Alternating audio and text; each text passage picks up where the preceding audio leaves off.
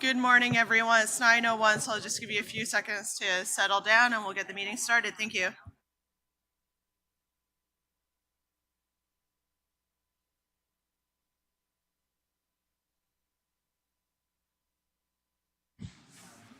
Okay, so be ready with the pledge in just a moment. All right. Good morning. Happy May 25th, everyone. We're going to call this meeting to order. So, District Secretary, can you please take roll? Yes.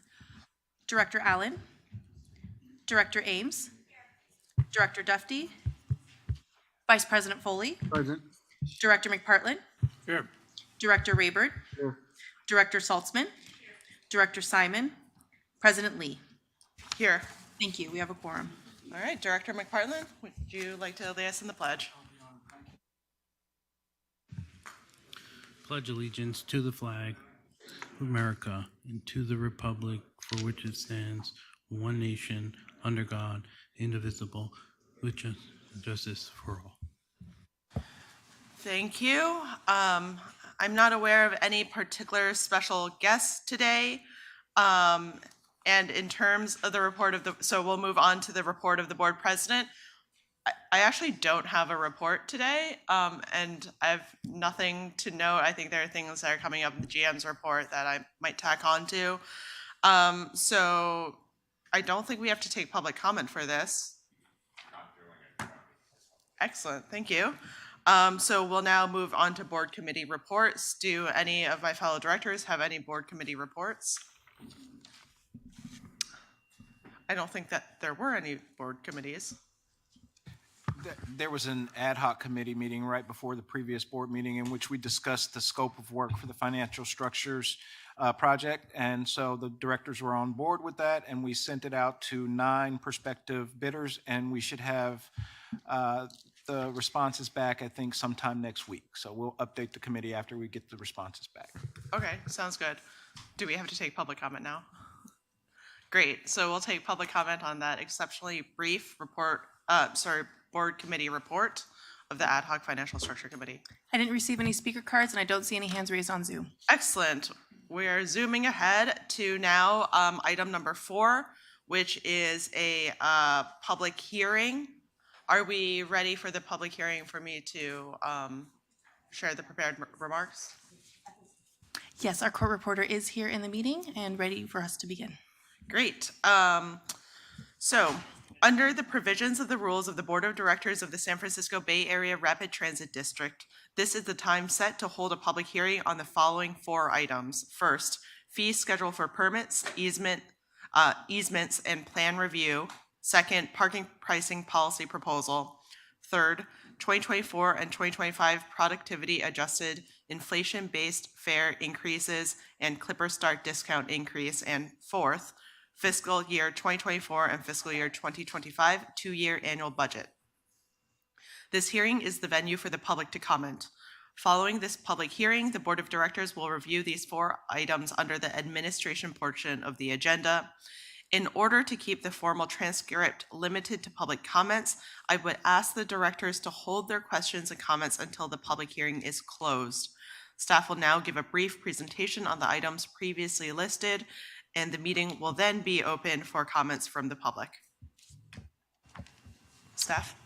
Good morning. I'm Val Minotti, Chief Planning and Development Officer, and I'm here with Pamela Herhold, the Assistant General Manager for Performance and Budget. We will present on the 4 items here for the public hearing. The first item is on real estate fee schedule for permits and easements. This first item is to update the fees for permits and easements, which we use for plan review, that are charged by BART's real estate department. BART has charged fees for nearly 30 years, and they're intended to compensate BART for expenses associated with providing services to address the request of the public and private parties. BART collects between $2 and $2.5 million in fees annually to compensate for the cost to provide these services to third parties, and this will be for permit review, engineering plan review, things like that. Listed here are past board actions related to these fees. While staff have board authorization to adjust the fee schedule annually using wage increases, this year staff has proposed to recalculate the fees based on actual labor hour charges for services from calendar year 2022, and to accommodate new costs associated with modernizing our permit system. The proposal aligns rates with our peer agencies at Caltrain, VTA, and Samtrans. Shown on this slide are the proposed fee changes, which are summarized here in these 6 categories, and the full fee schedule was in the public hearing documents. The next topic number 2, is on the parking pricing policy. BART is proposing to update our parking pricing policy. The proposed policy would increase the allowed range for parking fees in these 3 product types shown here: daily, single/multi-day, and monthly. Over time, parking fees will be adjusted for inflation within the studied range, which is $3 to $8. Prices would vary by station based on demand and would increase only when lots are 90% full. Pricing hours would also be expanded to include afternoons up till 6 p.m. and weekends at full stations as well. The proposal does not yet include adjustments based on the Parking Title VI analysis, which the board will consider later this morning. Nor does it include any additional local parking taxes, which would be above and beyond BART's fees. The new policy is needed to ensure patrons can find a parking spot when they need to and allow BART to better manage parking when stations are full. This will be important as demand increases over time and we modify parking with new transit-oriented development projects. The proposal would also align BART with our peer agencies. Parking fees help offset BART's parking operating costs. On the left, for parking, BART spends over $30 million a year on parking operations and maintenance, including policing, parking management, landscaping, cleaning, and lighting. In the center, BART's annual per space costs of $600 per space are in line with typical national figures for parking operations and maintenance, which range on the bottom from $400 a space to on the top $800 a space.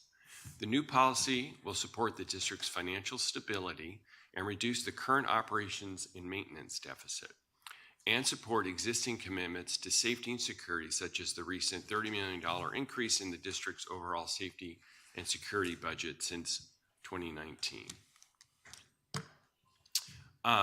In the near term, it's important to note, in the near term, fees won't change at the vast majority of stations from what patrons currently pay today. The map on the left illustrates that most stations in green have parking occupancy at below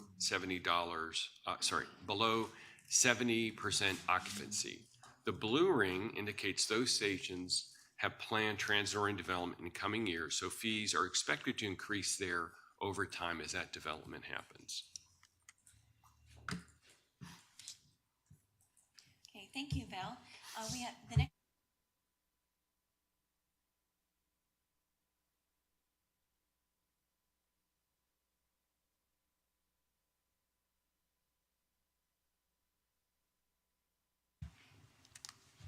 Thank you. I'll restate that. So this slide right here, slide 12, identifies the 2 fare changes that we will be asking the board to consider as we move towards the June 8th board meeting. First is a productivity adjusted inflation-based fare increase of up to 5.5% each in fiscal year 24 and fiscal year 25. And next is an increase to the discount of Clipper Start. So first, before the board adopted the current inflation-based fare increase policy in 2003, let me start over again. The Productivity Adjusted Inflation-Based Fare Increase Program is a program that the board adopted back in 2003 that increases fares every other year by rate based upon national and local inflation. This has served BART well over the past 20 years. This CPI-based fare increase policy has allowed our fares to keep up with the cost of providing service. It also provides stable and predictable adjustments for our riders, and keeping fares in line with inflation is critical for BART in maintaining financial stability. This slide right here, slide 14, shows that before the board adopted this policy, fare increases were infrequent and very large. We had a 30% fare increase in 1986 and a cumulative 45% increase in the mid-1990s. On slide 15, the left side line graph illustrates recent inflation, which was used to calculate the value of the next fare increase. I'll compare this to the middle box, which shows in the blue bar graph wage growth over the same time period. On average, wages in the Bay Area grew about 16% over this time, with the lowest segment of the workforce seeing the largest wage growth. On the right, this table shows us the formula policy used to determine the fare increase of 11.4%. However, as we've been discussing with the board during our budget process, staff is recommending splitting that into two 5.5% increases to ease the impact of such an increase. This slide provides sample fares under several fare increase scenarios. The top blue section is the current policy, which is an 11.4% fare increase on January 2024. Under this scenario, BART's minimum fare would increase from $2.15 to $2.40, as seen in the Balboa Park to Pell Street station fare example. Fares for the 45-mile trip from Antioch to Montgomery would increase by 90 cents. The staff proposal of two 5.5% increases, and under this proposal, fares would reach this point, the point of the 11.4%, by January 2025, after the second increase is implemented. In the bottom box in gray shows another option of two 4% increases. In this case, the minimum fare would reach $2.35, 5 cents below the other two scenarios, and the long Antioch to Montgomery trip would reach $8.85, which is 25 cents below the other two scenarios.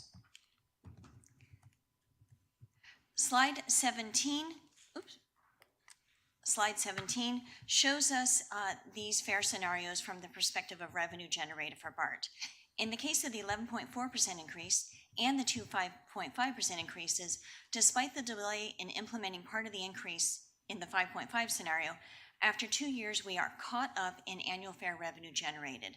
You can see here that in FY26, FY27, and FY28, the annual fare revenue generated by either a single increase in January 24 or two increases over 2 years is the same once we get past that 2-year catch-up period.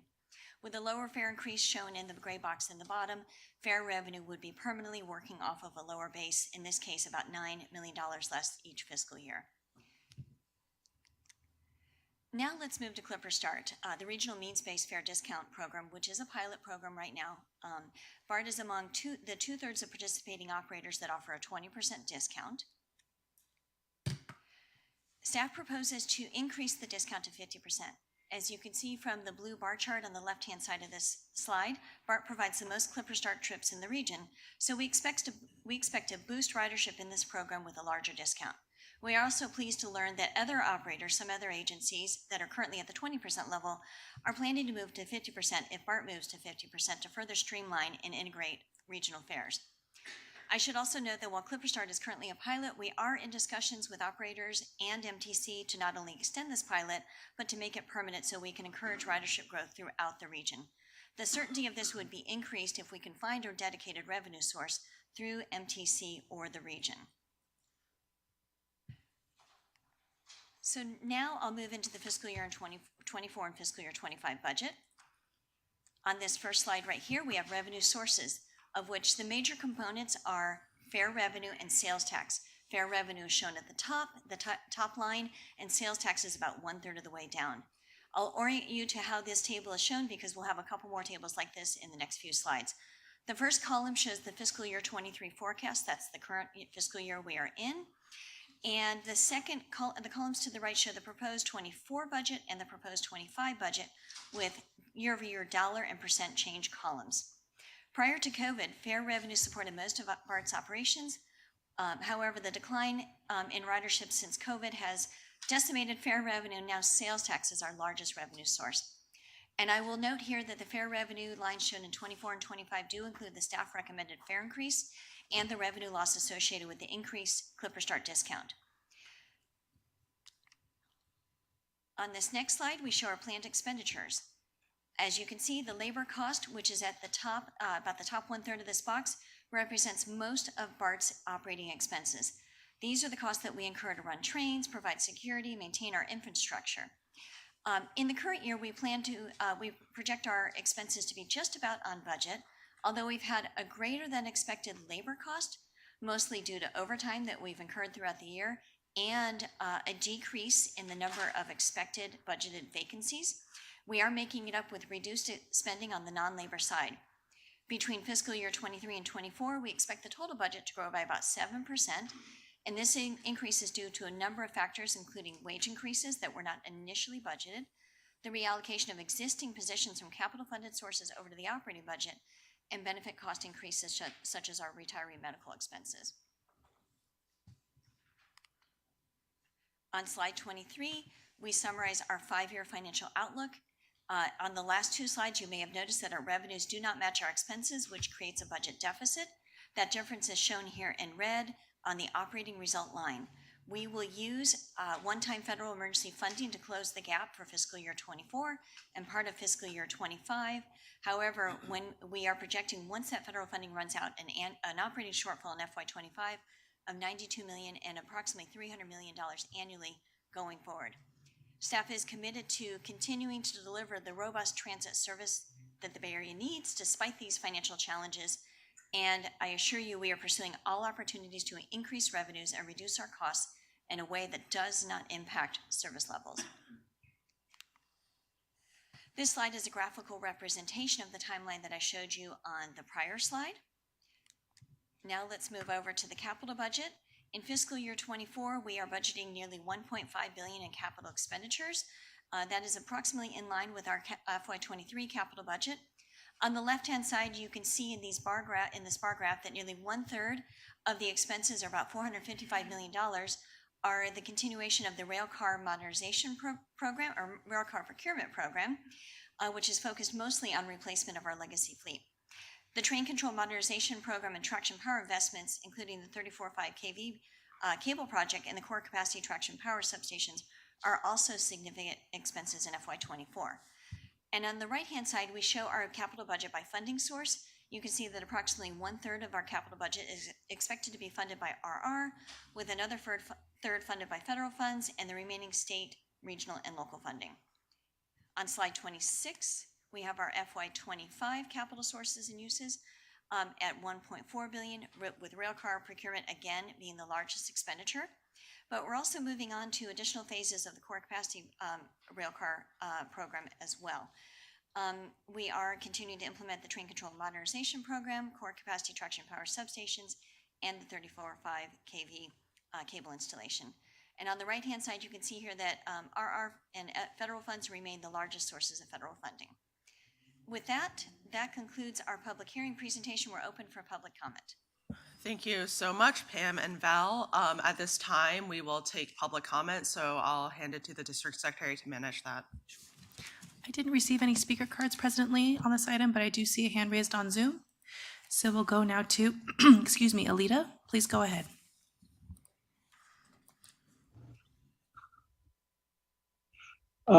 Thank you. Good morning, President Janice Lee and members. Alita Dupree for the record. My pronouns are she and her. Need my clock here. It would help. Actually, I'm Alita, sorry, just to jump in. Public hearing, as you may recall, is a bit unique, and we don't have the typical 3-minute timer. So we don't have the same time limit for your comments, but so you're welcome to share what you would like to share. Thank you. And I'll be fairly brief.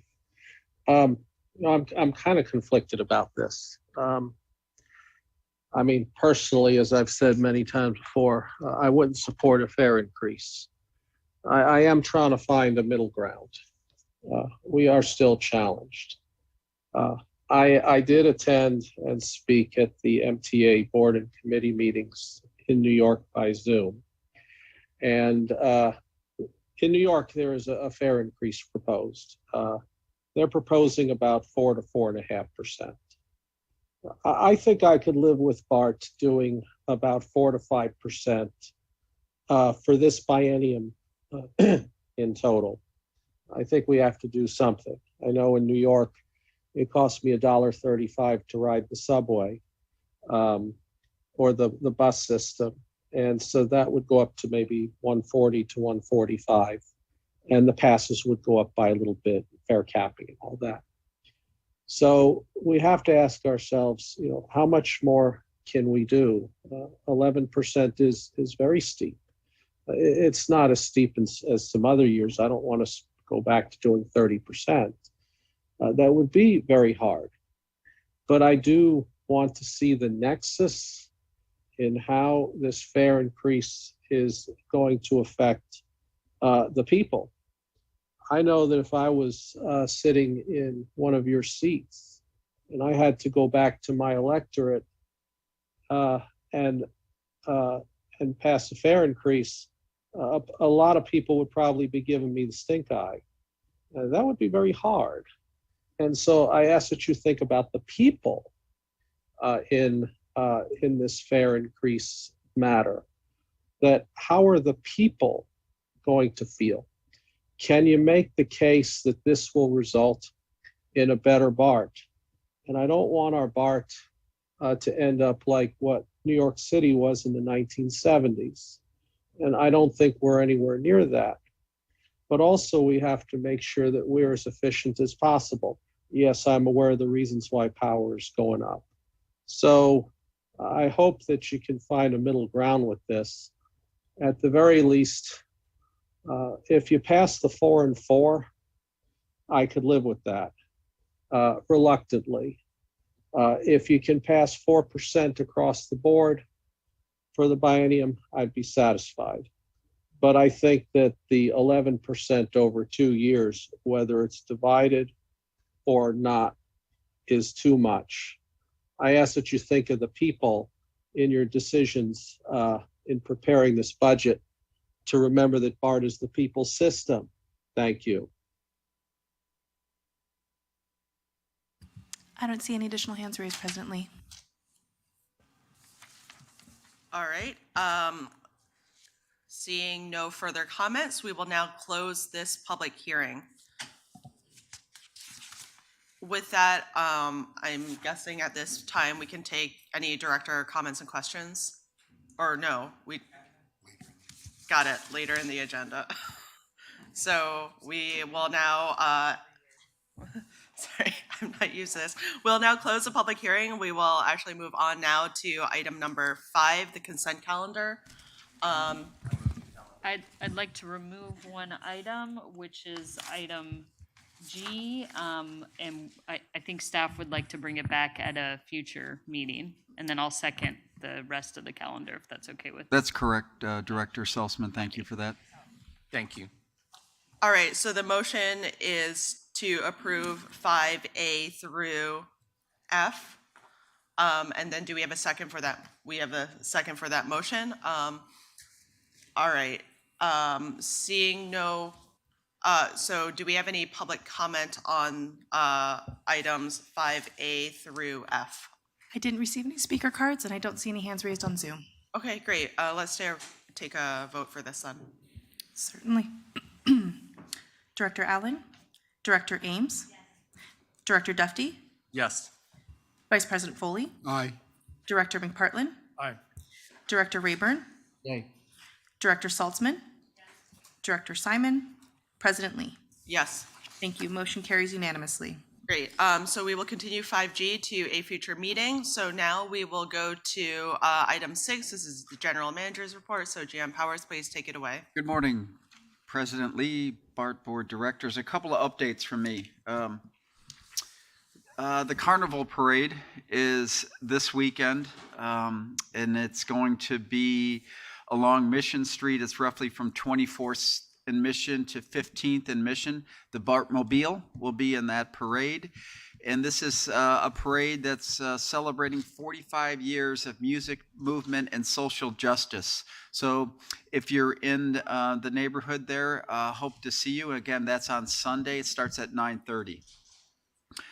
Pride Month starts next Thursday, which is June 1st, and BART will be participating in the San Francisco Pride Parade on June 25th. Again, we'll have the BART Mobile, one of our scissors trucks, and a full accompaniment of BART employees with our iconic BART Pride t-shirts. And so just put that on your calendar. That is June 25th. Next week, which is Wednesday, May 31st, the Diversity Employee the Diversity Employee Group is going to be hosting an event in celebration of the Asian American and Pacific Islander Heritage Month. It'll be in the boardroom, and it'll be from 11 until 12:30. So that's next Wednesday, the last day of the month. Just a quick update on Fairgates. So on Friday, just a few days ago, the CEO of S Traffic came into BART, and he had his team with him, and he signed the contract with BART, and our good friend and my good partner, the DSO, immediately on the spot issued the notice to proceed. And so that's the collaboration you have here. And they've already mobilized staff and co-located in this building here, and we're off on the right schedule and on the right foot. Another very important topic, regional network management. You've been briefed by Val and Val's team on this topic several times.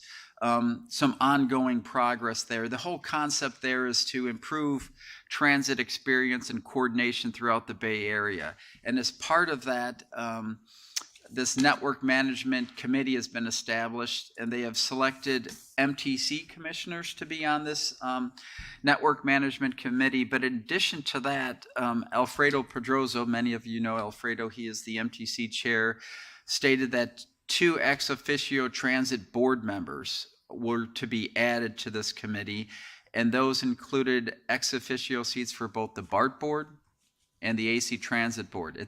It's a big deal, and it's very important. And so I think, President Lee, you'll be getting a letter from the head of MTC, Alfredo Pedroso, stating this and requesting representation from the BART board serve on this committee. Looks like the committee is going to start meeting in July, and that committee, so the directors know, is going to be staffed by the general managers. Will be the support staff to there, and as this network management effort on improving transit experience and coordination evolves. And so anyway, very positive news, President Lee and members of the BART board, so we'll keep our eyes open for that. So yesterday, I think it was yesterday or the day before, the UK business trade was in the office here at BART headquarters. We had started something, BART was part of something pre-COVID, and they're restarting it up again. It's an exchange of ideas and information and best practices. And so we met with the Consulate General for the UK here in the Bay Area, and was a good exchange, what we're short on as a region, what we're looking for, the skill sets we're looking for. So there'll be some additional follow-up, but they were here, and it was a good, it's an ongoing thing that had stopped because of COVID. Making sure the directors are all tracking on, this is the second to the last weekend on the closure out on the yellow line, the C line, and it's between Rock Ridge Station and Orinda Station. There'll be a free bus bridge set up there, timed into our meets there. And this is the second to the last. The last one will be June 10th to June 11th. And so Shane and his folks there are doing a great job in getting more work done on those closures than, can get done on the blanket in 6 months. So it's very important that we continue those. A little bit on ridership. So I asked for some very specific numbers. And so yesterday we were at about 41%. Yesterday was Wednesday. We were at about 41% of pre-COVID ridership. Tuesday, we're at about 42% of pre-COVID ridership. Monday and Fridays are a little less ridership than Tuesday, Wednesday, Thursday. With the remote work, we were around 35% of pre-COVID ridership. So we're holding steady. And then if I back up a little bit from our notes here, the weekends, we saw this past weekend, obviously a lot more ridership with Sunday, due in part to beta breakers there. And then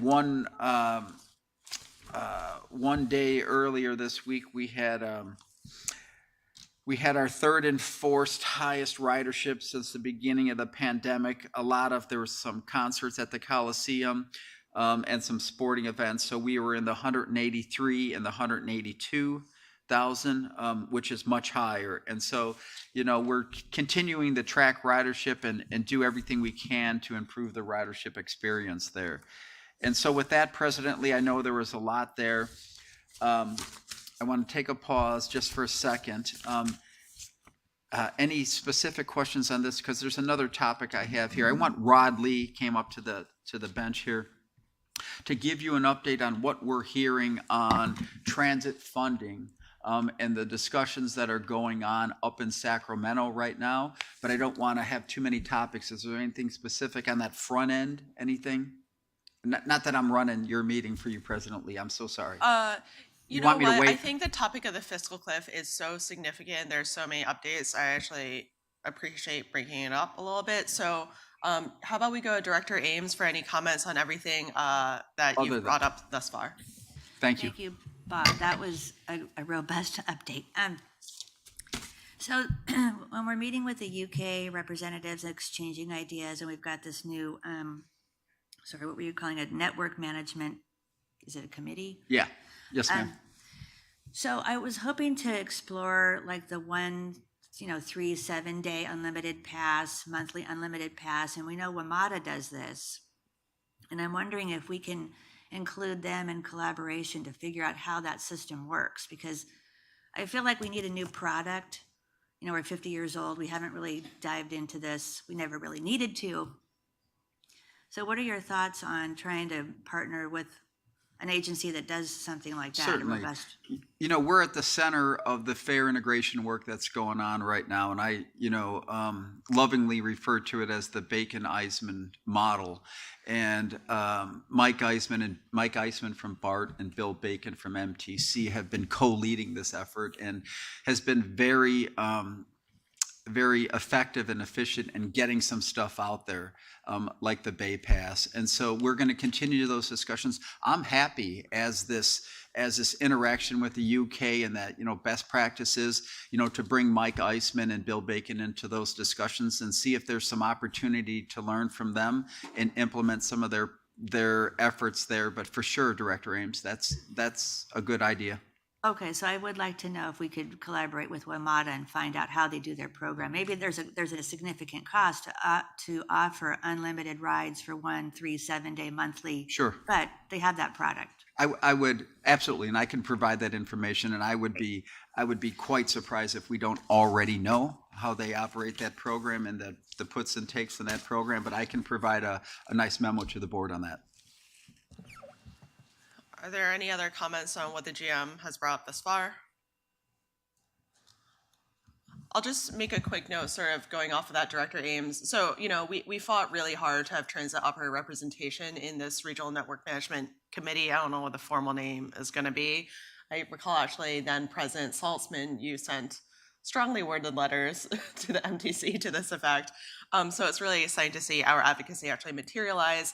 They are only ex officio seats. It's only BART and AC Transit. But I do really deeply appreciate the opportunity to appoint a member to this body from the BART board. So I'm going to wait to receive the letter from MTC and then move forward from there. But I hope to bring forward an updated list of board appointments at our next meeting on June 8th, and we'll, engage appropriately with my board colleagues.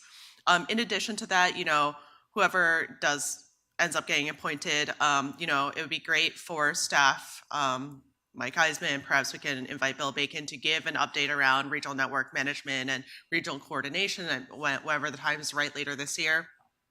And we can use board committee report space or director report space to give updates to the full board around how that new committee is going, so that we can really uplift some of these ideas that I know have already been explored by MTC and others.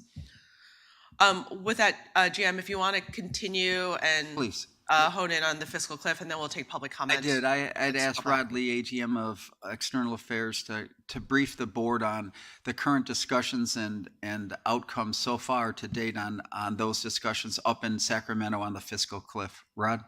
Thanks, General Manager, and good morning, Board of Directors. Yesterday, I sent a memo to you as an update on our advocacy efforts collectively with CTA and MTC and our advocacy groups up in Sacramento. And it outlined efforts to include transit funding in the fiscal year 2024 state budget. So I just want to take a moment and just summarize some of the content from that memo. This week, the State Senate and Assembly Budget Committees are voting to move forward a set of specific actions regarding funding for transportation, infrastructure, and transit agency relief. On Tuesday, the Senate Budget Subcommittee 5 on Corrections, Public Safety, Judiciary, Labor, and Transportation voted in favor of a few areas, and I'll just highlight those.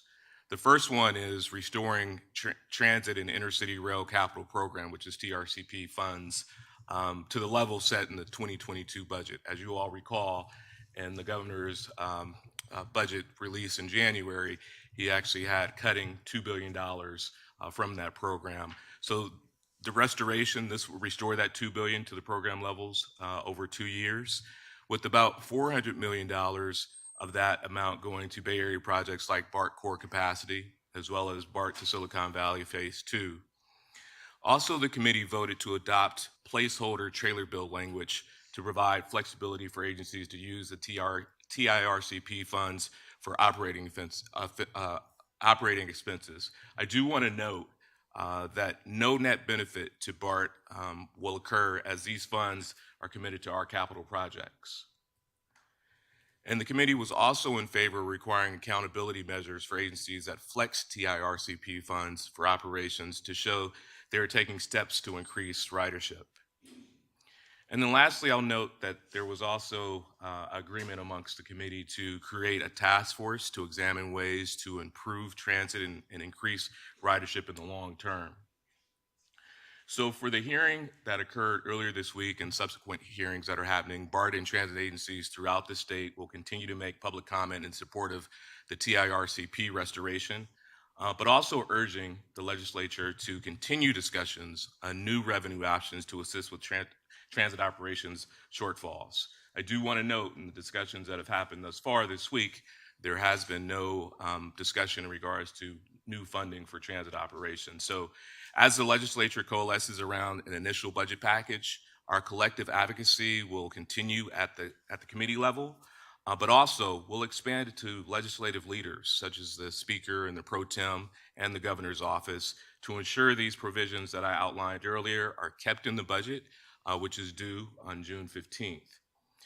The advocacy efforts will involve all of you from our BART board, our labor partners, and other allies, and continue beyond the June 15th date as trailer bills may be included in and additional transit provisions may be included in trailer bills. Specifically, we'll be asking, as I mentioned before, for funding to address the near-term fiscal cliff that agencies are facing across the state. The legislature will go on summer recess beginning July 14th, leaving about 8 weeks of additional time for us to influence discussions in Sacramento and make the case for transit funding within this year's budget. That concludes my update. Thank you, AGM Lee. So I think now what makes sense is we'll go to public comment on this item and then we'll circle back to any board questions or comments. District Secretary. I didn't receive any speaker cards on this item, but I do see a hand raised on Zoom. Okay, and we'll go to Alita. Alita, please go ahead. Thanks again, President Janice Lee. Alita Dupree for the record, she and her. Very good report. I always enjoy Bob's reports. They're very meaningful and credible. I'm looking forward to Pride Month. Don't know how much I'll be in the Bay Area, but I appreciate your initial acknowledgement of Pride Month. I do have a 2017 vintage BART Pride t-shirt that's still holding up very well. So I will have that with me when I ride BART and hopefully be at another meeting soon with you. So that's very, very important. Don't know if I'll go to the parade. I don't take crowds too well, but thanks for bringing the BART mobile out there. And ridership is coming back, but there is is much more that we have to do. We really have to find out, why do we lag so far behind other systems? And I know that the comparisons are not equal. It's not apples to apples. But there is more work that we can do to get people back on BART, and I know I will be back on BART soon. And in thinking about the network management, I'm looking forward to seeing what that will look like, because I've been to a number of presentations, including those by Bill Bacon and Michael Eisman, about this topic, to have a more user-friendly and navigable regional system. And concerning the matters of transit funding, it's very important. And I hope that we can make the case in California that I have mentioned to you before, that in New York, there is a deal to fund transportation in the New York City region. I did actually see a presentation by the governor of New York, who presented at the MTA board meeting in New York City. Her name is Kathy Hochul, first female governor of New York. So if you haven't seen or heard anything about her, I would encourage you to find out. She's very engaging and very pleasant to hear and to see. So we can learn a lot. So how can we make our case in Sacramento? Because we're in the Bay Area, we're not in Sacramento. How do we make the state case to Sacramento of the importance of BART and other systems of public transportation? It's not just simply about the Bay Area.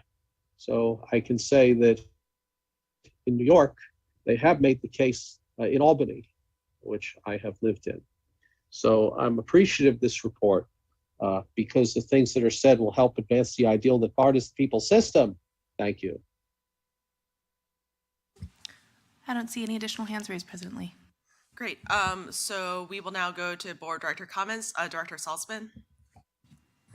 Thank you, Rod, for the update, and thank you to you and your whole team and Bob and everybody else for all the work that you've been doing. I know we've all been working tirelessly on this. It's unfortunate that at this late date we're in the situation we're in, but knowing how the legislature works, often deals are made at the last moment. So I actually do believe there's still time, and just please do call on us, whatever you need to reach out to members of the legislature, other stakeholders.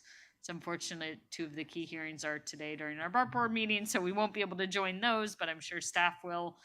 But please let us know what we can do, and I urge my fellow directors to be ready to drop anything and help, because there's nothing more important than getting funding for our agency and the rest of transit throughout the state.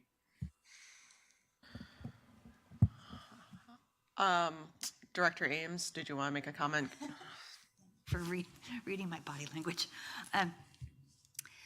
So I wanted to see, I know I've asked this before, but I want to see the capital operational programming for projects in the budget document. And I know Sylvia, thank you, Sylvia, for providing the update, the quarterly update, which is a good step.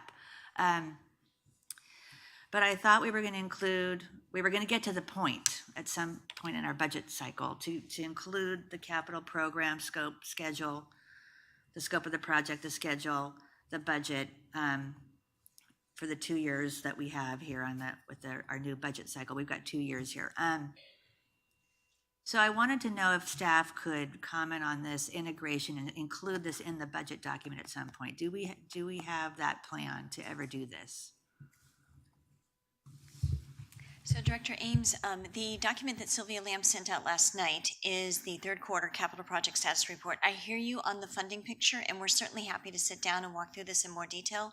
Sylvia and I have been discussing the most appropriate format that might lend itself to a deep board discussion, and we'll circle back with you. The reason why I like to be more transparent about this is our budget is significant. It's tied to a huge capital program. It's over $1 billion.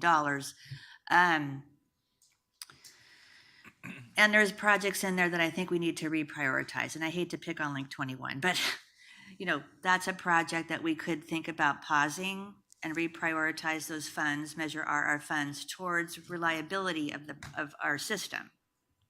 which is key to getting our riders back. So Yeah, I don't want to digress too far. Thank you, President Lee, for listening. I just wanted to see a priority discussion around capital, and then include the capital programming in the next, maybe in the next budget cycle. So I'm hopeful to get this kind of commitment, because we keep talking about this.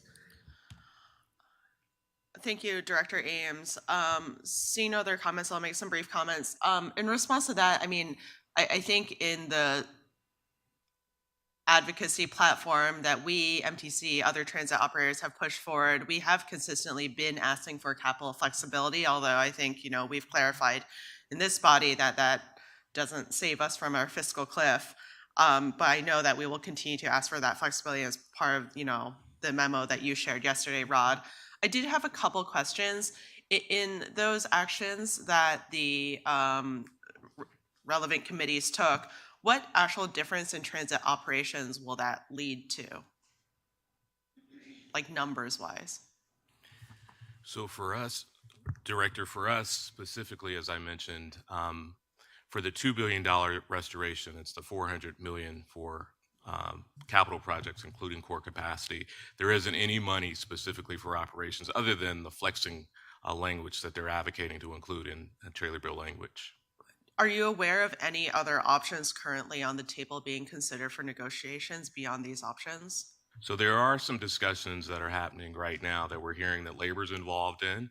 And that's why it's critically important for our labor team, along with you as our board members, to continue to have those discussions to see if there is some opportunity, as we're hearing from labor throughout the state, that there may be funding discussions to include transit operations. Yeah, well, I'm frustrated that we're where we've been, especially as it pertains to transit operations. I think we all know what that means if we can't fill those gaps. I'll just say, you know, a lot hinges on the Senate and Assembly budget chairs, Senator Skinner and Assemblymember Ting specifically. And, you know, I'm sure we're all seeing the news, but there's been a lot of pushing in the recent days and weeks from advocates and, you know, and even a very strongly worded message from San Francisco Mayor Breed this week. And it does seem, to a certain degree, the message is finally being heard by our state legislators, but we really need them to step up and take action specifically around transit operations. And this is not BART specific. I think the headlines often make it sound like, oh, it's just BART, it's your problem. No, it's very clear that transit operators, not only across the Bay, but truthfully across the state and across the country, are facing very, very similar fiscal cliffs and very similar challenges around our revenues.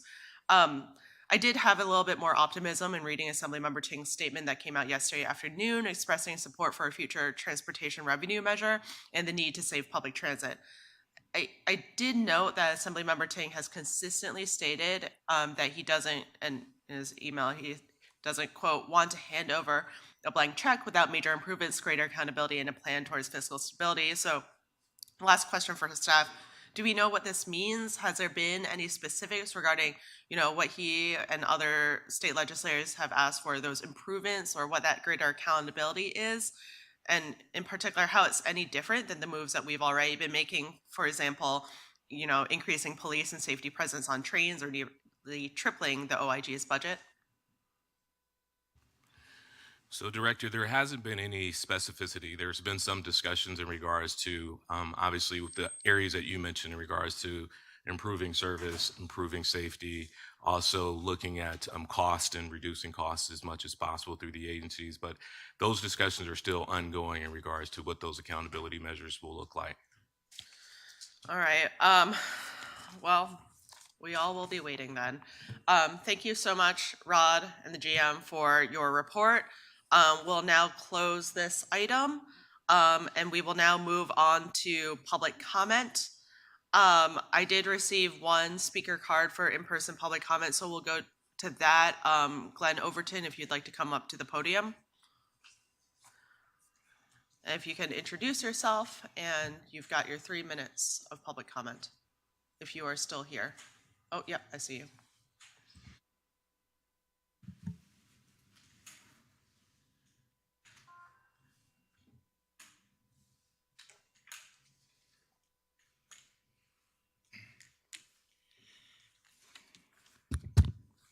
Yeah, the name is Glenn Overton. I want to rewind. Mid-January 2007, midday, return trip from UK, 11 hours flight. Decided to stop at 12th Street, go to DeLauer's, you see. So two big heavy pieces of luggage, sat at the station agent booth there where they have the sitting area. Station agent says, "Get up!" Well, let's back up. She looked at me and said, "Get up!"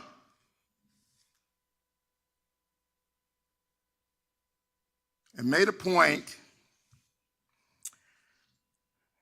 to suggest that she was racial profiling because she treated someone of different persuasion very cordial directly afterwards. That was a racial profile.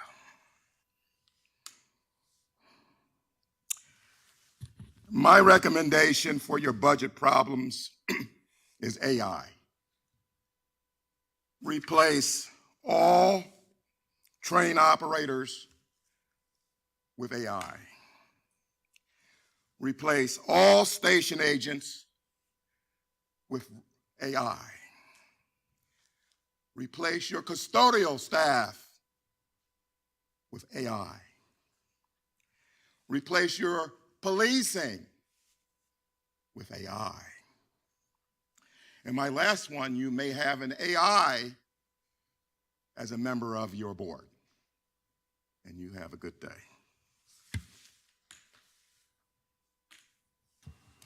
Seeing no other in-person public comment, do we have any online public comments?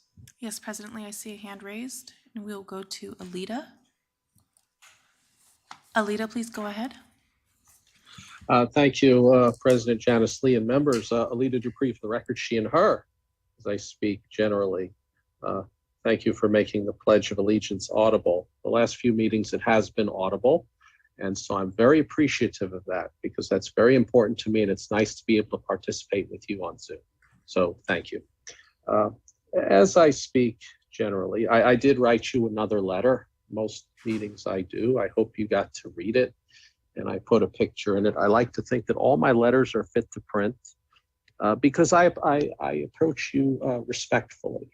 I ask you as a board that when you hear people speak, that you think critically and to do your due diligence with anything that is spoken. Because I would like to think that anything I say would hopefully stand up to scrutiny. So I don't just say that I went to an MTA board meeting on Zoom in New York. You can actually pull up the YouTube video and scroll through it, and you'll hear me speak. And if you pull up their minutes, you'll see my name. So I bring that to you to establish the veracity of the things that I say in my speakings and in my letters. And I believe in the importance of sharing. I reiterate to you that I was at a gathering which included members of the BART family. And I was talking to a particular individual, and we were having a very good conversation with this unnamed person.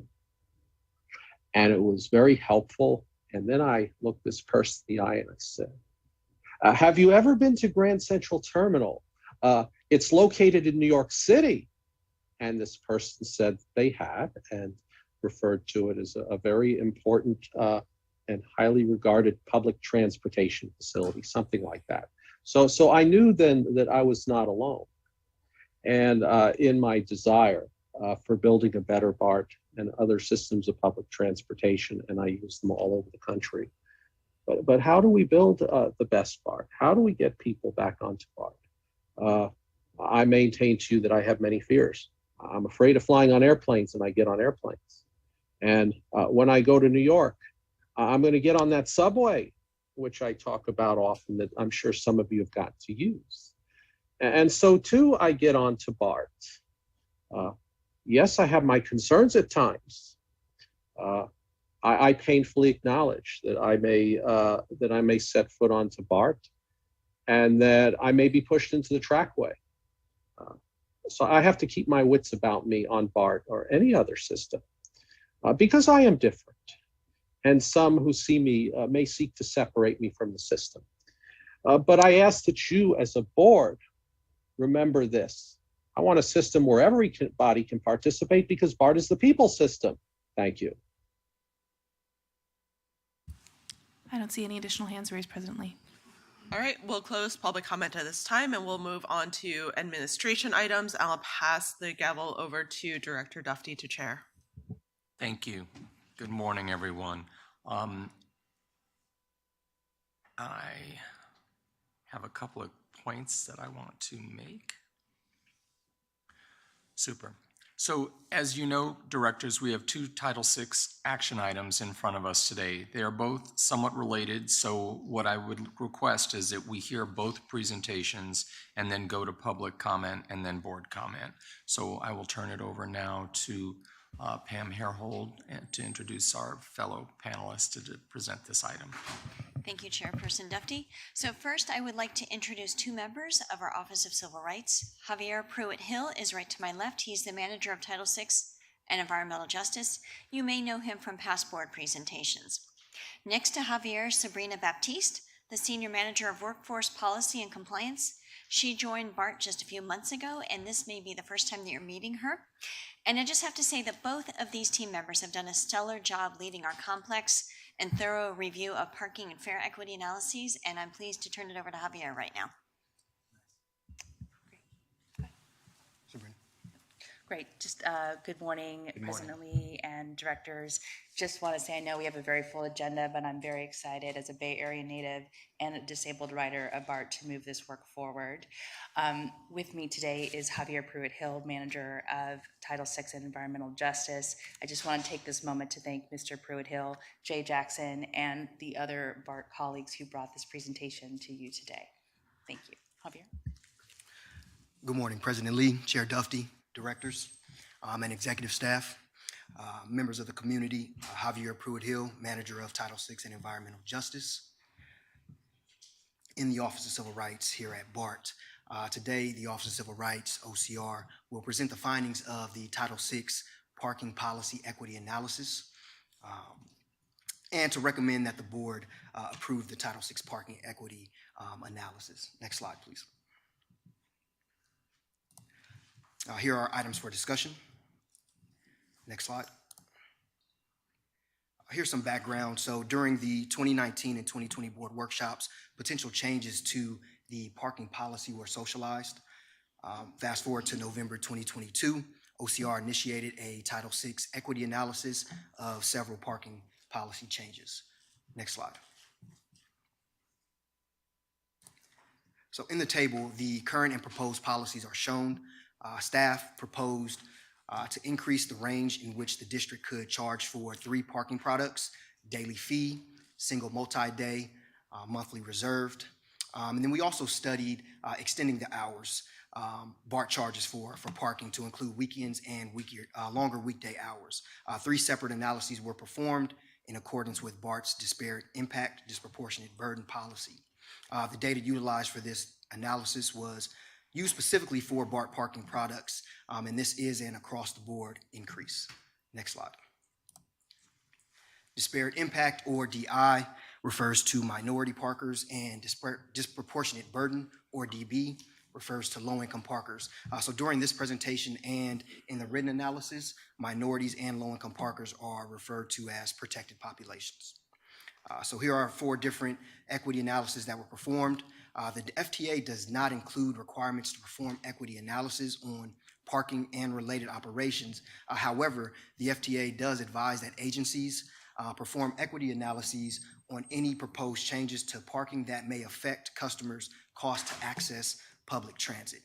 So the district's parking policy or parking methodology includes determining the number and percent of users of the parking fee being changed, 2, reviewing parking fees before and after the changes, and then 3, compare the difference for the parking fee between protected parkers and overall parkers. Next slide, please. Here's analysis one. Before we jump into the analysis, to distinguish between the protected parkers, blue indicates minority and green indicates low income. So analysis one reviewed the all riders versus protected riders, or excuse me, protected parkers, to determine if there is a disproportionate burden using BART's DI/DB policy. It's a 2022 customer satisfaction survey. Data was used for this analysis as the targeted outreach for the public policy survey specifically aimed for responses from parkers at stations with more protected riders in the district service areas. So as shown here in the table, the proportion of protected parkers varies slightly compared to all riders. So protected parkers are underrepresented among parkers. So this analysis reveals that any changes to parking prices will impact non-minority and non-low-income parkers more than protected parkers. So analysis one found no disparate impact or no disproportionate burden. Next slide.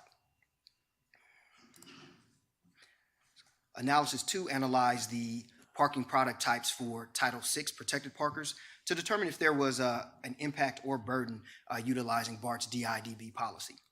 The proposed increase is an across-the-board change, which means that the difference between the change for protected parkers and all parkers would need to reach 5% or greater for a DI/DB finding. So this analysis found that protected parkers utilize daily fee parking more than any other product type. So changes to this product would potentially cause an impact or burden to protected parkers. So although the increase in average parking price paid by minority parkers is greater than the change in the average price paid by all parkers, the difference is less than 5%, which is the threshold that's set by BART's DI/DB policy. So therefore, there is no disparate impact caused by the proposed price changes. The increase in average price paid by low-income parkers compared to all parkers is greater than BART's 5% threshold, and as a result, the proposed parking fee change does cause a disproportionate burden. Mitigation measures will need to be considered. Analysis two found no disparate impact, but found a disproportionate burden for low-income parkers. Next slide, please. Analysis three studied the proposed policy update centered on the parking hour extension and requires assuming riders park after 3 p.m. on weekdays or on weekends follow a similar demographic breakdown regardless of the specific day or time. So this is the most specific data available for this analysis. There is no additional data available that breaks out the 3 p.m. to 6 p.m. time frame. So as a result, this analysis requires assuming riders park after 3 p.m. on weekdays or on weekends follow a similar demographic breakdown regardless of the specific day or time. Analysis three found no disparate impact or disproportionate burden. Next slide, please. Here, analysis four. This covers our public participation plan. So this plan plays an essential role in the Title VI analysis to gather and review public input on proposed changes. This outreach ensures that those who are potentially impacted by these changes have effective means of providing input. And this is required based on the Title VI of the Civil Rights Act of 1964 and its implementing regulations. So outreach was performed at 6 stations, and the district advertised the station outreach and surveys in LEP serving newspapers and on the overhead displays at BART stations. Also like to note that the customer access team gave multiple presentations to the Title VI Environmental Justice and LEP committees. Next slide, please. So as colleagues discussed during the public hearing, wages and inflations were studied, but these comments here reflect how parkers are affected by these changes. These are samples of comments received from BART parkers from the parking policy survey. Next slide, please. So back to analysis two and its findings. So analysis two found a disproportionate burden for low-income parkers. The burden was found for the daily fee product.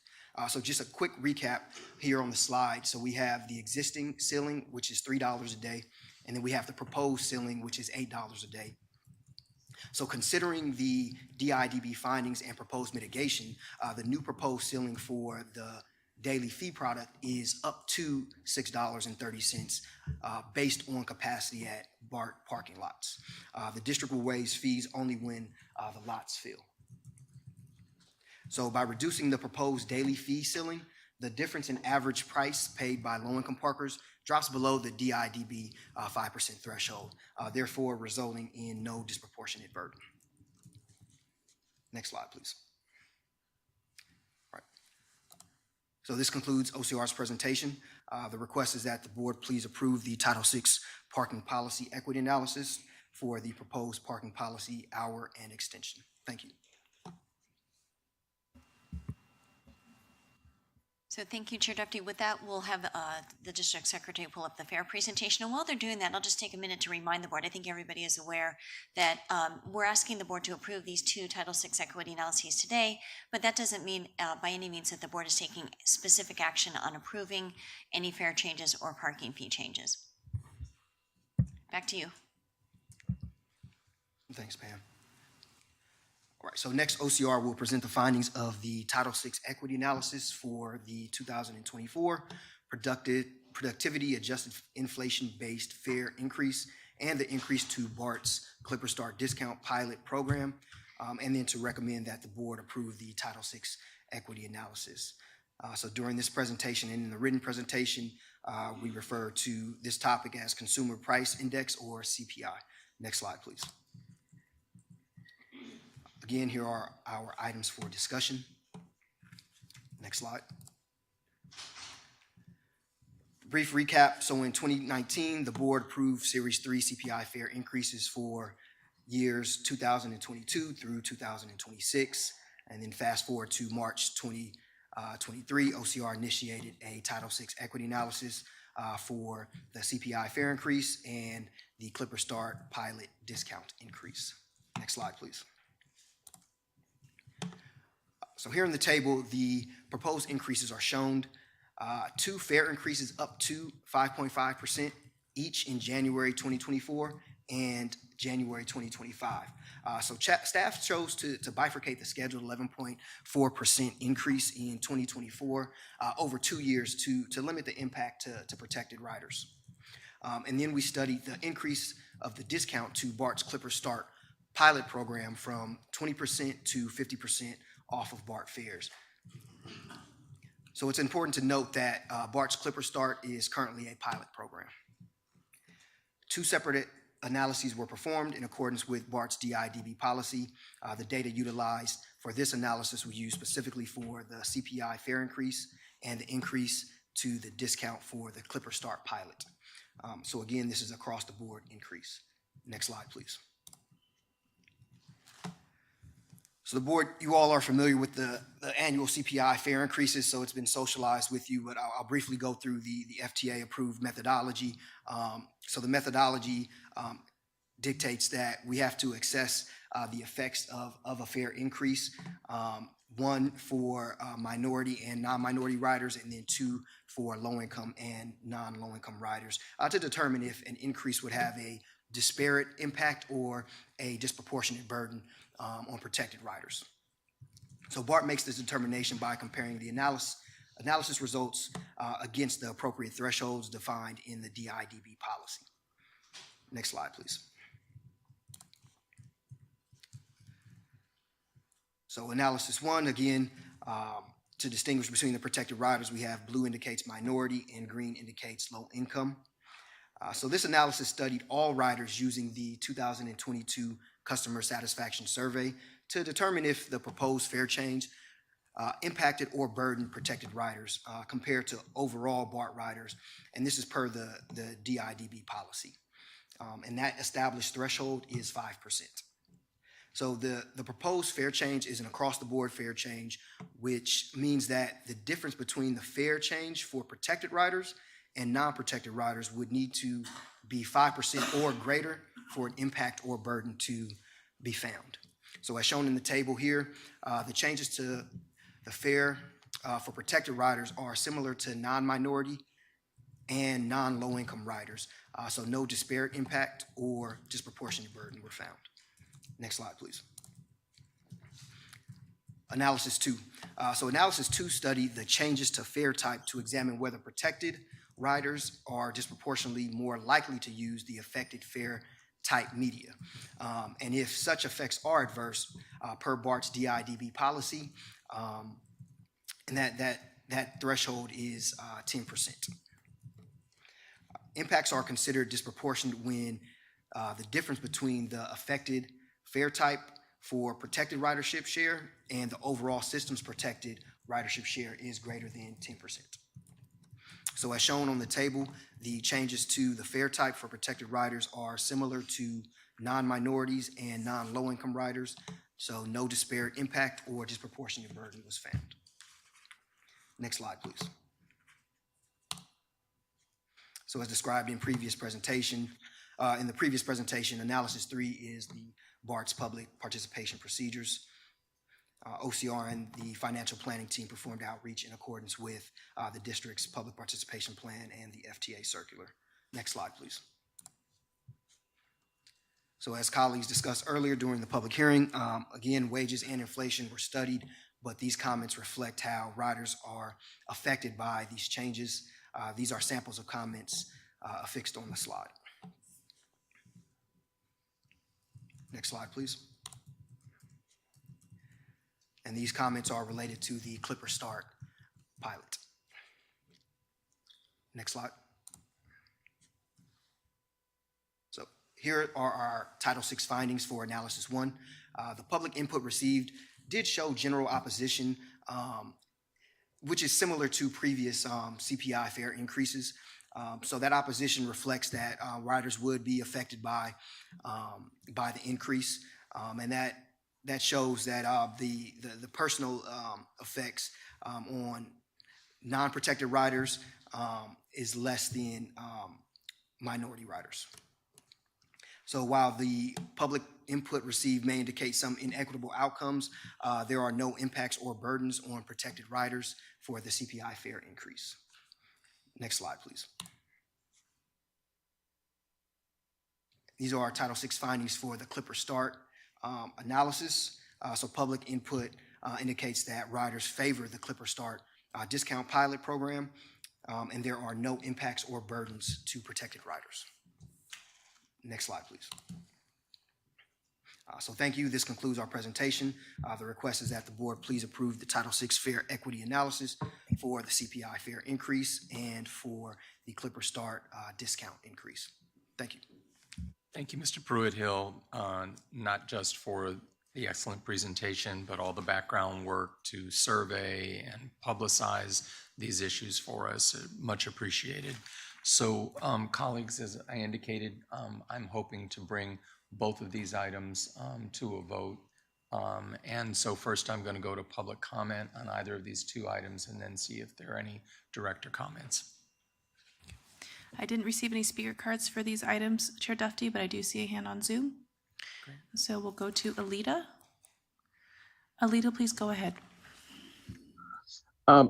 Thank you, Chair Bevan Duffy. Alita Dupree for the record, she and her. I've seen quite a few of these Title VIs. I mean, we did get out there and do a lot of outreach. I would have liked the way that I could have answered those questions. I guess it's random, but anyway, different agencies do their surveys differently. I'm not seeing disparities. I don't know that I would be disparate affected any much different than anyone else. I maintain to you that I am a rider with disabilities and a person who does not meet societally established definitions. And I hope that I will get to meet these people doing the presentation, so they will see what I look like, including wearing a skirt. So in a way, I am part of a protected population because I am different in a number of different ways. But yes, it doesn't surprise me that there is generalized opposition. I mean, I think anytime we see prices go up, whether it be food or electric rates or gasoline or airfare, rent, et cetera, is going to generate some opposition.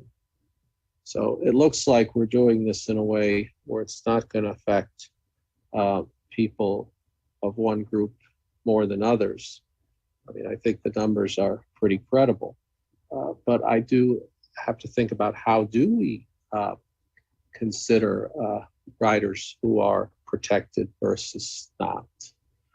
Because I am a person, I believe that I am a protected class because I am disabled and because I don't meet societally established definition. And those things would definitely make me more likely that somebody would push me into the trackway with someone else. And I want everybody to be safe on the system. So as I look at fares, I mean, I don't see this is going to be causing more fare evasion. But how do we take this Title VI and make the case that it's not going to affect people disparately? So with about approximately 1,200 responses, it looks like we have done due diligence. And yes, I am fully in support of making the Clippers start 50%. That's going to help a lot of people. It's going to take a lot of outreach. I do ask that we not take the back door and diminish the 62.5% discount for disabled riders in this cycle. We got to keep that. Thank you. Thank you. Any additional? I don't see any requests? additional hands. Great, thank you. Now we'll go to board member comments. Start with President Lee and then Director Rayburn.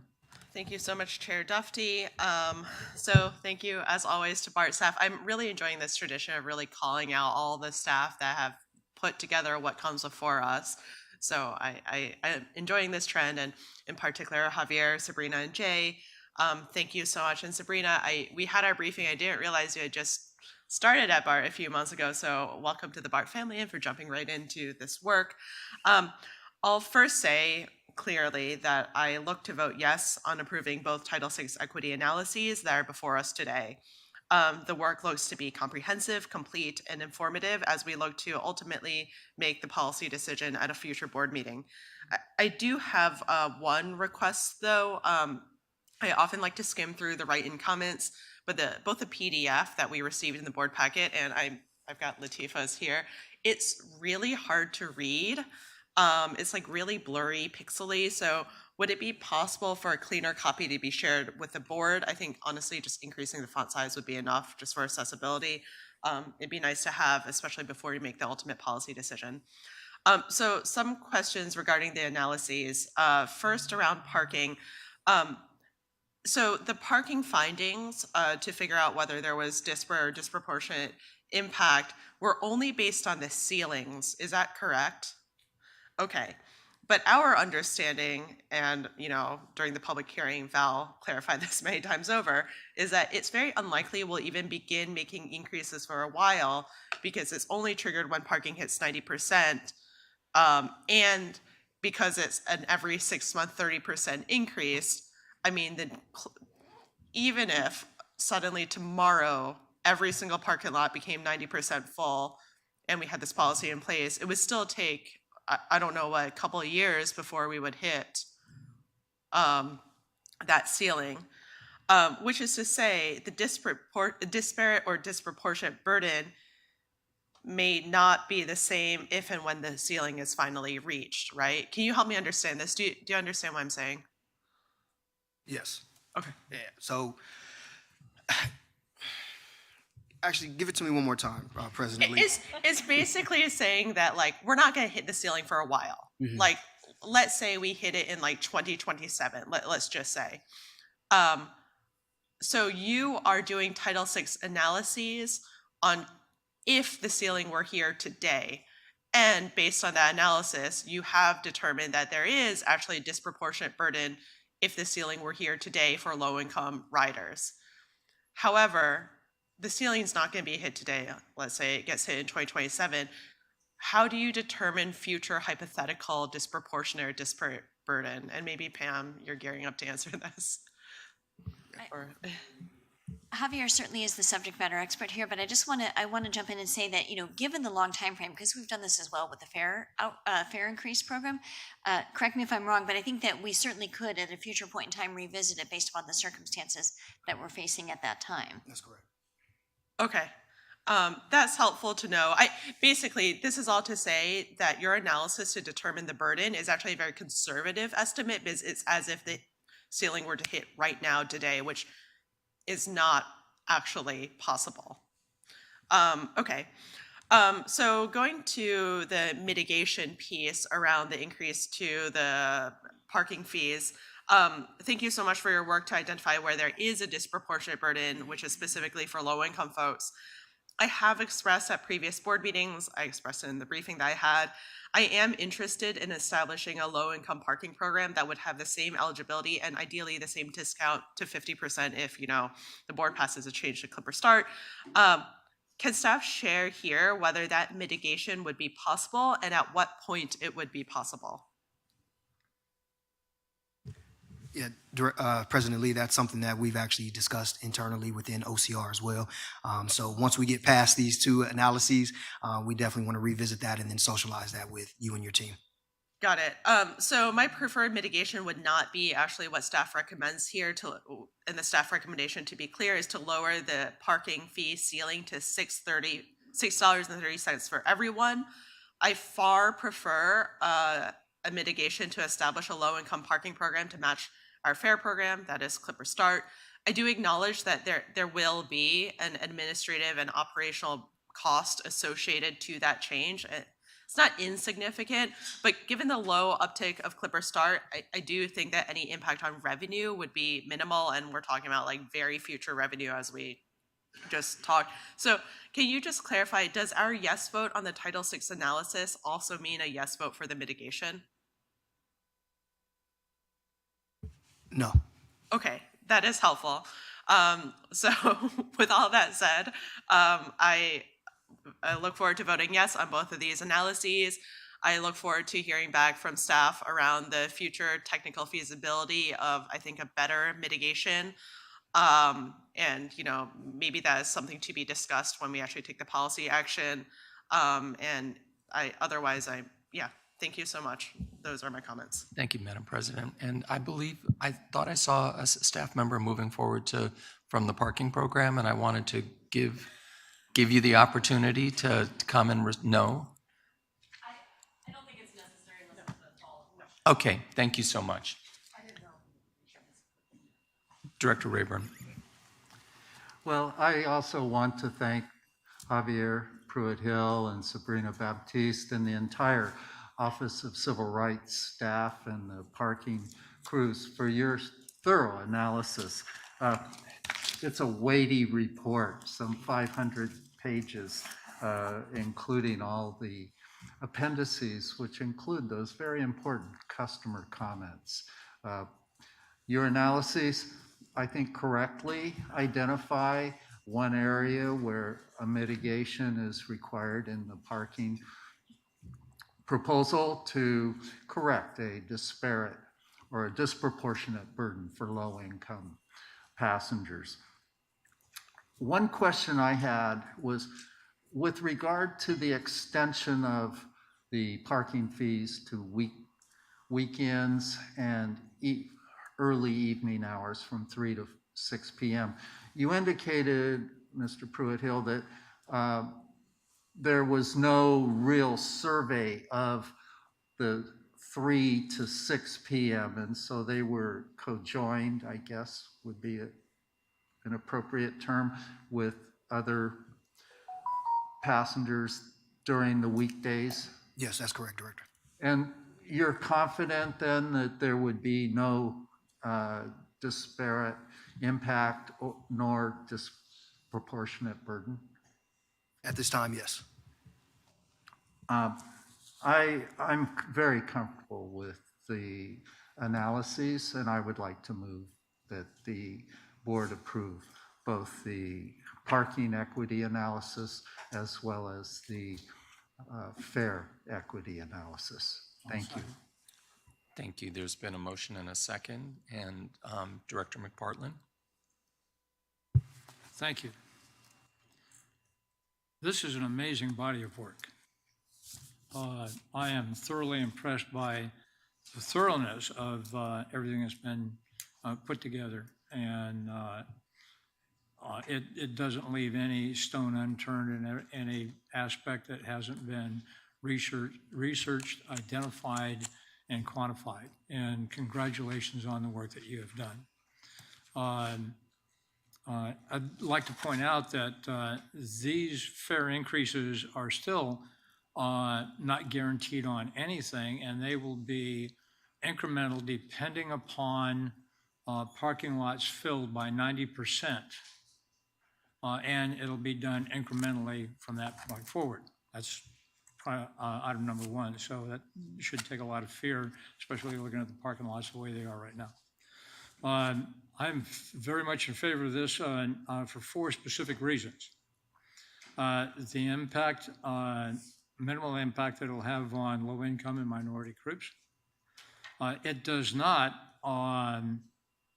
the question of does it, I hate it when I scribble. Okay, moving on to the next one. Is it in concert with other transit agencies? And the answer to that is yes, it definitely is. Does it meet our operating costs or does it exceed? Are we trying to get rich on this? And the answer to that is no. Does it meet our operating costs? Yes, it does. So we're doing everything in our power to be able to at least hold the line. And that takes me to the next one, which is what is the political impact of not attempting to address our own personal costs? And on my way in here, I was listening to the radio, and Phil Mateer was discussing this issue with the shortfall that we have at the state level, and they are in the hole. And there are multiple transit agencies that are asking for $5 billion over a 5-year period, so that's $1 billion a year, in order to be able to just keep our head above water. And the question came up, how is the state going to end up looking at that in relationship to whether the transit agencies are doing everything that they can to control their own costs? This doesn't. This specifically doesn't. And I defy anybody to end up charging us with not doing our homework. And again, congratulations to staff. Thank you. Thank you, directors. And so I believe I can send this back to the district secretary for roll call. Director Allen? Yes. Director Ames? Yes. Director Duffy? Yes. Vice President Foley? Aye. Director McPartlin? Aye. Director Rayburn? Yay. Director Saltzman? Yes. Director Simon? And President Lee? Yes. Thank you. Motion carries unanimously. Turn it back over to the president. Thank you, directors.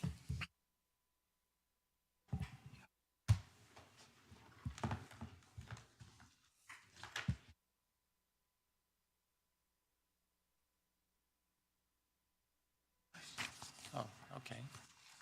I don't have any. All right, so we're now going to go on to 8B, which is, I think, the staff presentation about the items that we just heard in the hearing. Yes, thank you, directors. So we will not run through the presentation that we went through during the public hearing, but rather we'll have it pulled up on the screen.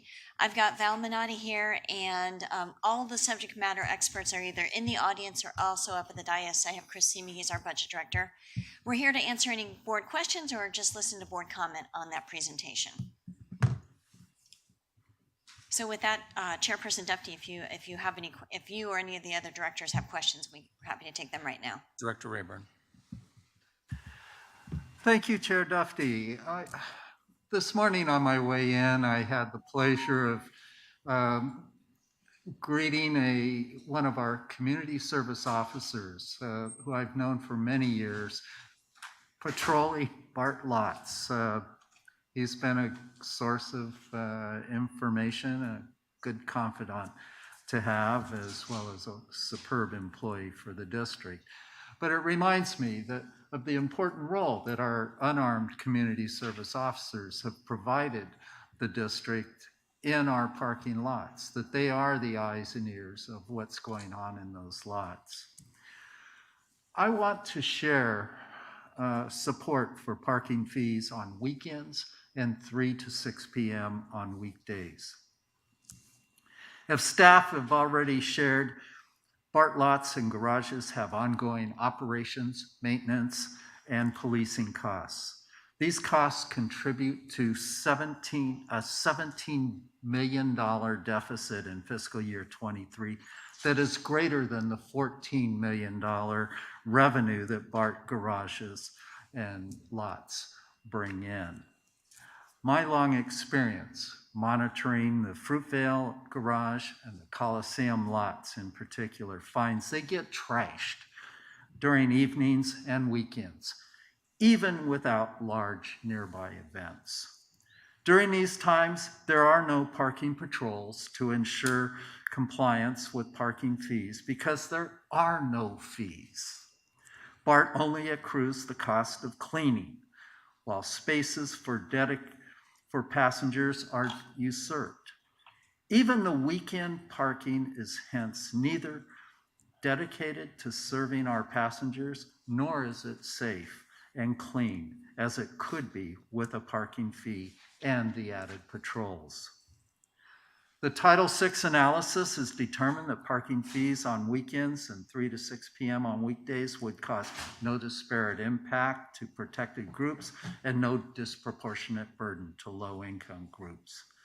In lieu of using occupancy percentages, be it 90, 70, or whatever, these are technically complex and confusing to our passengers.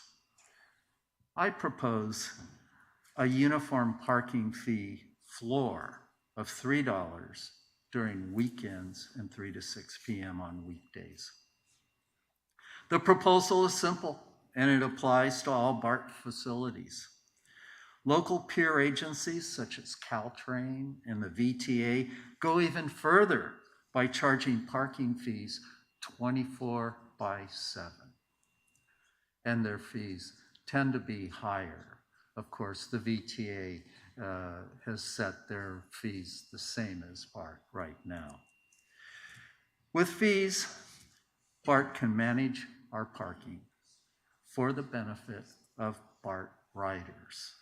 In essence, our parking lots become, throughout the day, on any day, a paid area that can be patrolled. So in summary, with weekend and late afternoon parking fees set at the floor amount, parking at BART would provide a good value for our passengers that is either cheaper, more secure, or more convenient than parking at most destinations. Anyone who comparison shops for parking spaces using a smartphone application, and these are in the wild, will readily find that BART parking represents a great value. I look forward to having a hearty discussion with my colleagues. Thank you. Thank you, Director. Director Saltzman. Thank you. Speaking about the items in order, first on parking. On the weekend and evening parking, I really think this whole program has to be about managing demand. And right now, there are very few stations where there's significant demand on evenings and on weekends. So I think what has been proposed, having a threshold for percentage of occupancy before charging makes a lot more sense. We're not here to generate revenue. We're here to manage demand. The lots are already quite empty at those times. So I don't think it makes sense to start charging at this point, especially as we're trying to increase our evening and weekend ridership. So at this point, with where we are at with parking right now, I support having a trigger just like we do with the rest of the parking. It's based on percentage occupancy. That's when we would start charging. And then on the potential of offering a discount to low income riders for parking, I actually don't support doing that. I would rather us just plow any additional money into additional discounts for Clipper Start in general, either increasing the discount or increasing the eligibility. I've thought a lot about this over the past couple of days. If we had the parking be half price, and that would go into effect, before we even start increasing fees, because most fees at stations aren't going to increase for quite some time, we're going to be charging less for parking than for any transit options to get to our station. So we'll probably be incentivizing people to park when maybe before they were taking transit. So it just, to me, it doesn't make any sense to do that. And again, I'd rather just put any extra funding into the fare discount. And the other thing to consider is if we did a discount on parking for lower income riders, that would go into effect before additional revenue was created through this new parking policy. So we'd actually create a hole in our budget. It wouldn't be backfilled. So I would not support doing that, but I do support the policy as laid out by staff. On the fare increases, I've said it many times, but I'll say it again. I do not support the 5.5% increase twice over 2 years. I appreciate how clearly it was laid out in the slide about what the actual costs would be. I think they're too high, and I think we will drive some riders away. And especially considering we don't know what's happening with the state budget. If we have to slash service like in half, and then we're increasing fares this much, I mean, who's going to want to ride anymore? There's just so much uncertainty, and I just don't think that's right to do to the riders. And it doesn't create much of a budget hole to go with something like a 4% increase twice over 2 years. It's not much difference to us. It's a big difference to the riders. So I again, am going to continue to ask for that 4% increase instead of 5.5%, and I will not support a 5.5% increase. On the slide, which slide is this? On 15, slide 15, about how wages have gone up.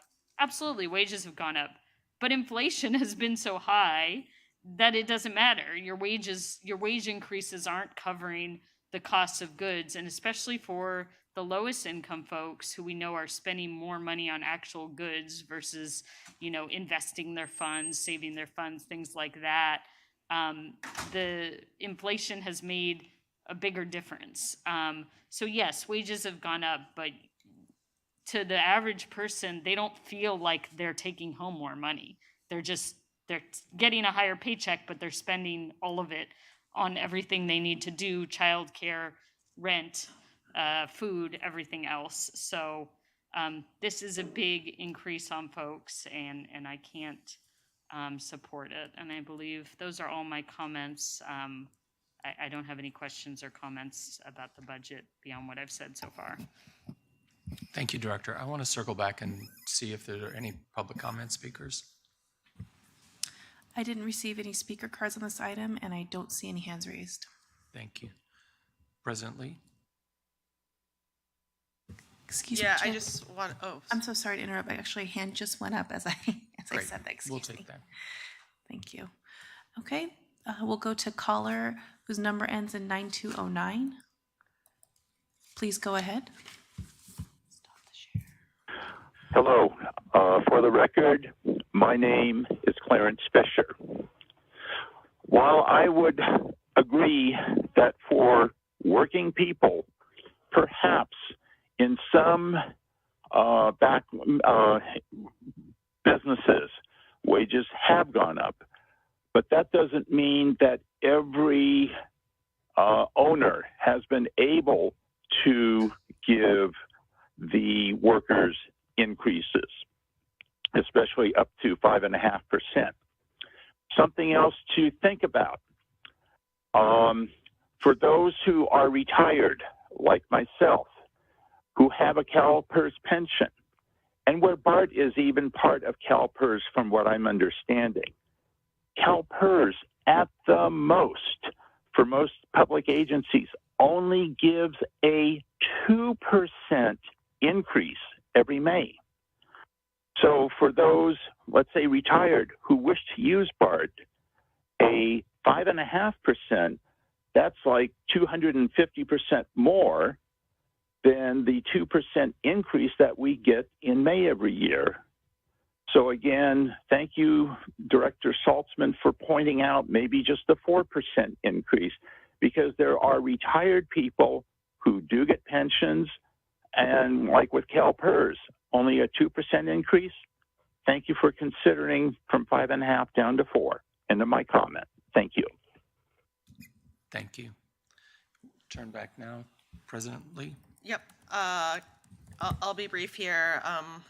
Sort of like Director Saltzman did, just we'll go through each thing. So regarding the parking policy changes, I fully agree with Director Saltzman that this policy change is really around parking demand. I support the recommendations that she had made. But regarding the proposed, the mitigation comments I had brought up as we were going through the Title VI analysis, setting a ceiling at $6.30 also means that we are artificially creating a ceiling that could be $8 instead. And those who don't face a disproportionate burden of paying $8 a day are instead paying $6.30.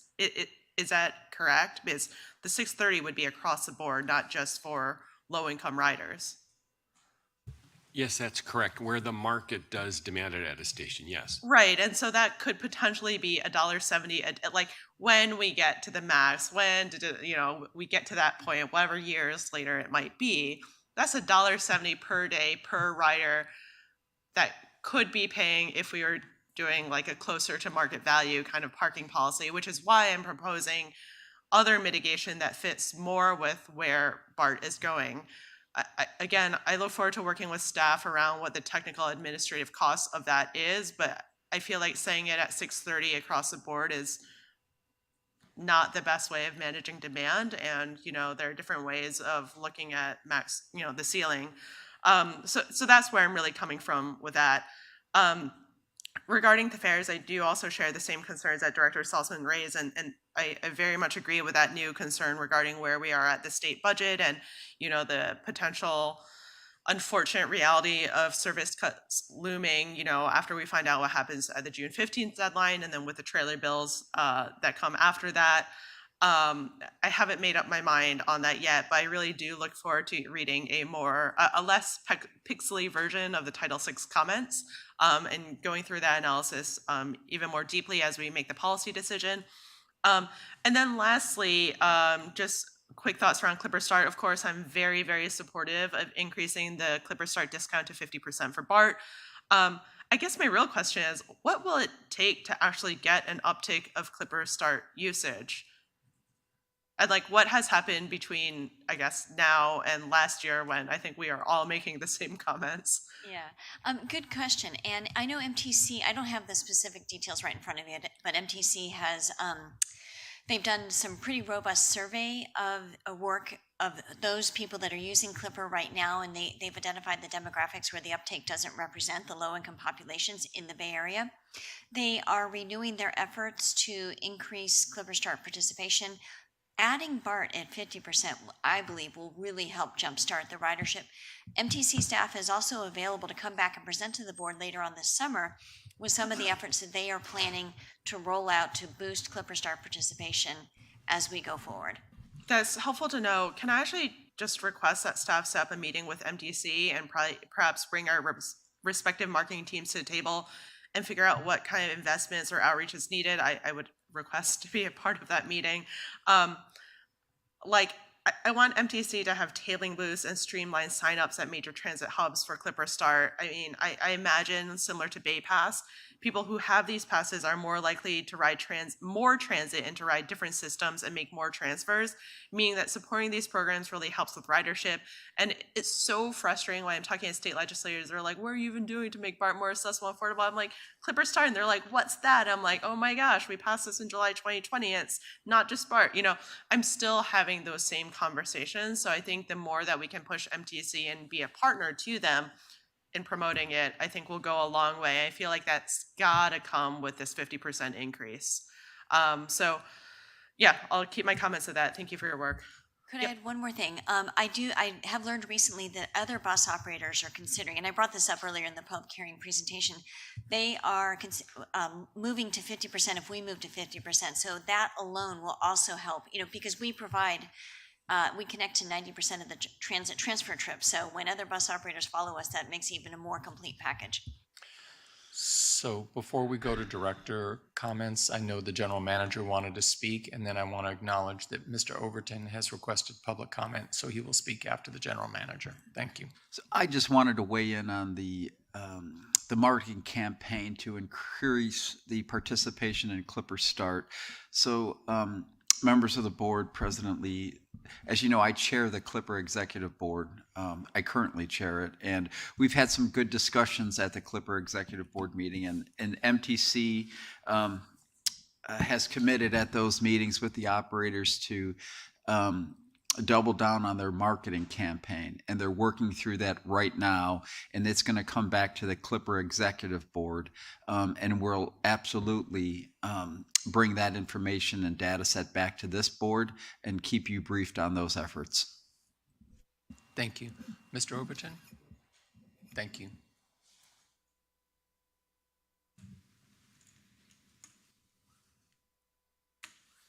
Yeah, we as the public really appreciate your due diligence. But believe me, we'll pay. You see, we'll do our part. We're not kids. You see, we understand that things cost.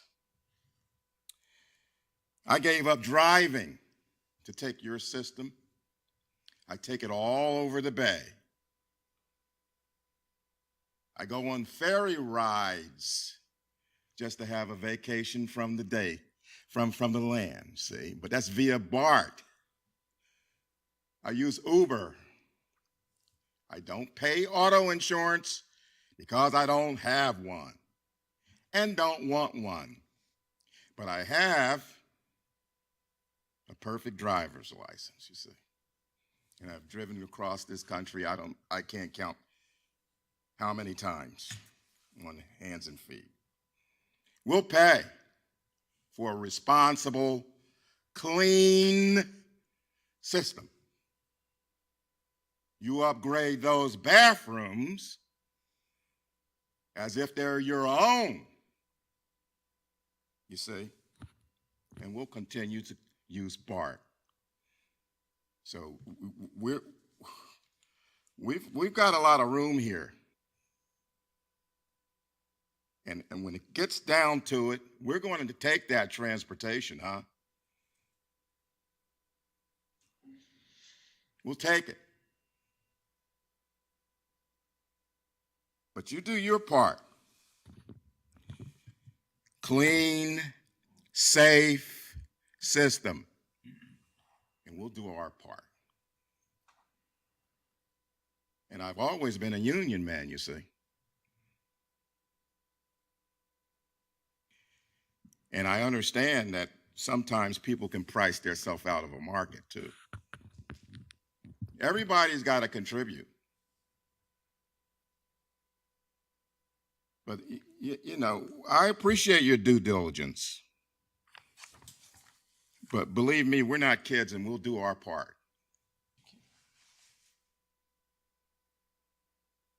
Not that I think I'm speaking for everyone.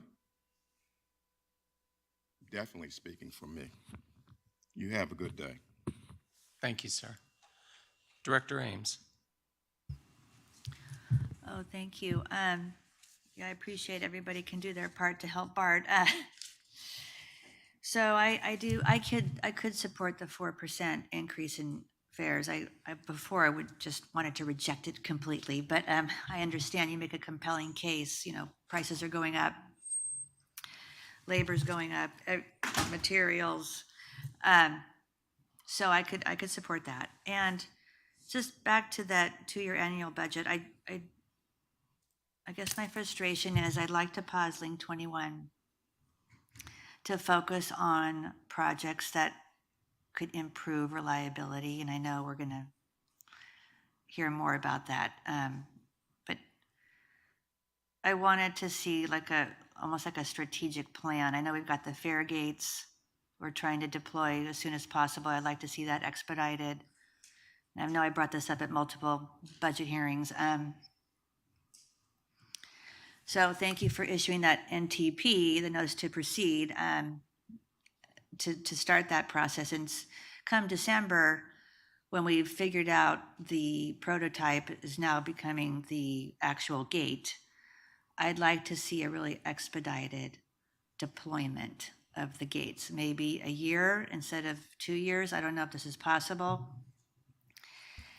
And would like to see us look at overtime. I've brought this up before. What is the overtime plan? It keeps going up.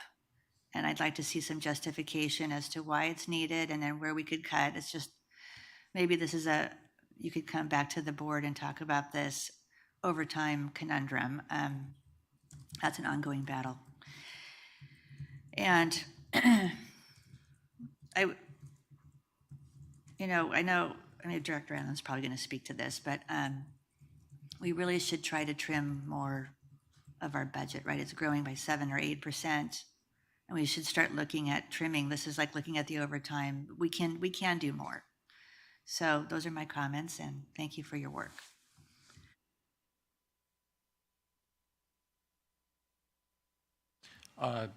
Director Saltzman. Just briefly, because I've talked to staff a lot about this, but on President Lee's comments about how we have to have a different ceiling, it's mostly not going to, my understanding, and hopefully staff can step in, my understanding is it's mostly not going to impact a lot of stations because there's still going to be the inflation-based increase. And so it'll only affect like maybe Glen Park and El Cerrito Plaza stations that might have their increases start earlier. But the vast majority of the stations, since they're not filling, my understanding is there's not really going to be that much of an impact. Correct? I don't know if I'm explaining that well. Correct. That's all. Thank you. Director Foley. Thank you, Chair Dufty. So I support staff's recommendation regarding the parking policy and the Clipper start. I know we've had a deep dive discussion around a low income discount for parking, and I've been convinced by staff and agree that folding that into Clipper start is the smartest way to move forward with that. So I certainly am supportive of that move, as well as the inflation-based increase. I think that 11.4% obviously is too much of an impact on our ridership and trying to create riders and bring folks into the system. That's maybe an unnecessary obstacle that we put in our own way. But I also think that 4% ties staff's hands a bit too much. And so that's why I'm supportive of the 5.5, which it represents a 10-cent increase for our longer trips in 2024 and a 15-cent increase for those same longer trips from Antioch to Montgomery in 2025. But I think in return, that $33 million of revenue can be used to fund a lot of good programs that are necessary to bring riders back, like hiring more system service workers or improving progressive policing. So I'm in support of the 5.5. Thank you. Thank you. And to close this item out, I want to express to Director Foley that I share his support for the 5.5%. Looking back at the history of this agency, and I think often about the fact that many bad decisions were made by boards that didn't want to take a tough vote. And there are other reasons not to support it. I understand it. But I feel like it's absolutely essential that we build a financial framework going forward and that future boards will understand that the necessity of making adjustments based upon inflation. And I think that the mitigation of Clipper Start is very significant. And most important, I'm looking for the day when the system will be world-class. And I do believe that at this stage and this time, that we need to do the best that we can, given how limited it seems that the state's support is going to be. So I want to thank Director Foley and associate myself with his comments. And with that, colleagues, I think we have completed this item now. Thank you, Madam President.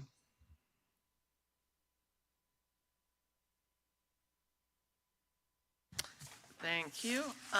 So we are done with administration, and we are now moving on to engineering operation items. So VP Foley, please take it away. Thank you, Madam President.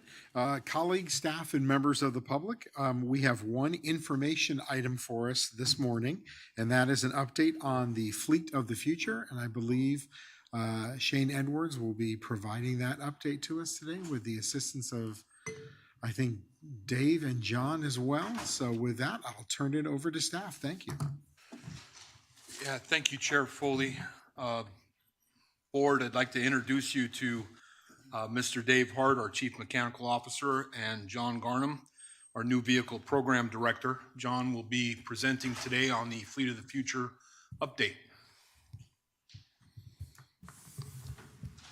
Thank you, Shane. Good morning, Board. If we could go to the, oh, is this for me? Thanks. Okay, I've got control.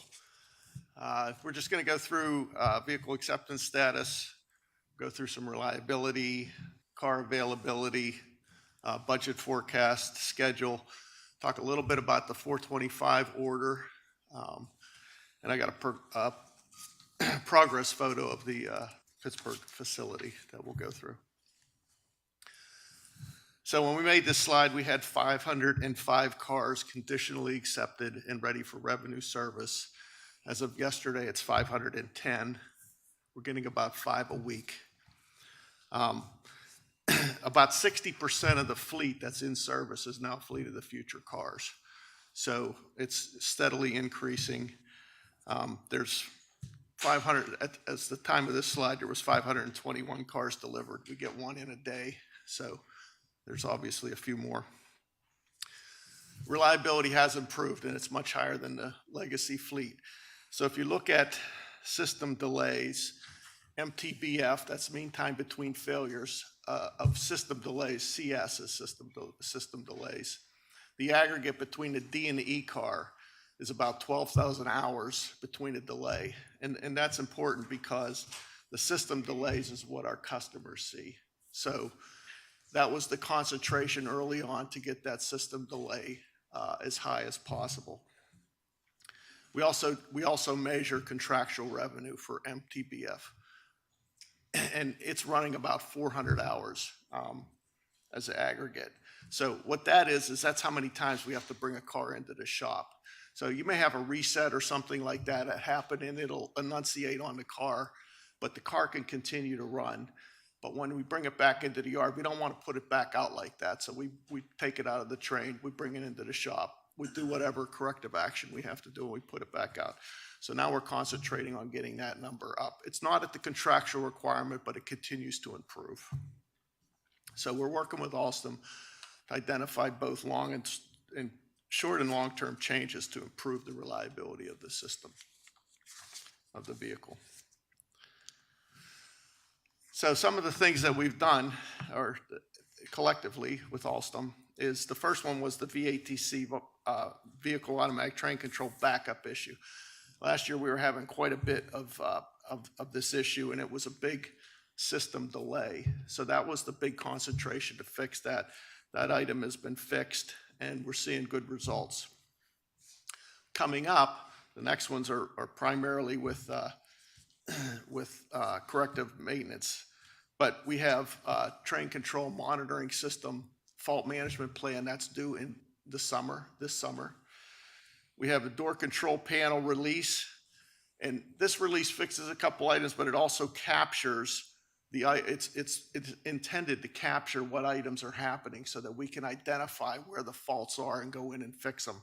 And then we'll release the next one in January of 2024. That's the projection, so that we can go in and clean up those faults. We also have a communication 7.11 software release in June of 2023. It fixes a whole host of issues with the communications, digital recorders, cameras, etc. We've got a program going on right now for the auxiliary power supply. We were getting lockouts on the auxiliary power supply, so we're upgrading with some hardware and software, 32 cars, and then we'll have an equivalent 32 cars, and we'll run them in parallel to see if what we think is going to happen happens to fix that particular thing. And there's also some tests going on for the APSI right now to put a dampening resistor in front of the APSI so that we don't see the big spikes coming in from the line and hitting the equipment. So we're looking at that. And then finally, we're rolling out now a fix for the heating, ventilating, and air conditioning. So on this particular one, last summer, we were seeing a lot of lockouts on the HVAC. And by the time we got our arms around, what to look at and what cars were hitting, the summer was over. So Alstom took a car and they shipped it back to their plant in Hornell, New York, where they have an environmental chamber that's big enough to put a car in. So they were able to put the car in, they could soak it, the temperature to 120 degrees, turn the car on and see what was happening to the air conditioner. And they were able to identify what the problem was. So when the air conditioners would go on and then come back on, everything would come on at once and it would overload the APSI and some of the other systems. So they put in a sequence of startups that we're implementing now. The Concord yard is done and we're looking at that for trying to get that done before we get to the hot weather. So this is just a roadmap, kind of, what you're seeing with the increases this is DCAR 3-month rolling average for the CR events, and the contractual requirements for DCAR is 500. So you can see where, we'll put in the comms and we expect an incremental change. We're going to put, when the HVAC finishes, you're not going to see a big increase, but it's an avoidance. If it was last summer, you would have saw a big increase, but we're going to avoid those problems. You'll see where the APSI goes in, and the dotted line is kind of what the plan is of how to get to the contractual reliability. So we'll talk about flats for a little bit, because we had a period in the winter where we did see some wheel flats. And we looked at this. So again, this car is running the way it's designed. If it doesn't stop within a certain distance, we put the brakes on to make the car stop safe. So we were seeing wheel flats, and it's different. It's a different technology than the legacy cars. Obviously, regulations increase as you go forward. This car it had several things that changed. The regulations have changed between the old 1970s, 1980 cars to 2010 cars.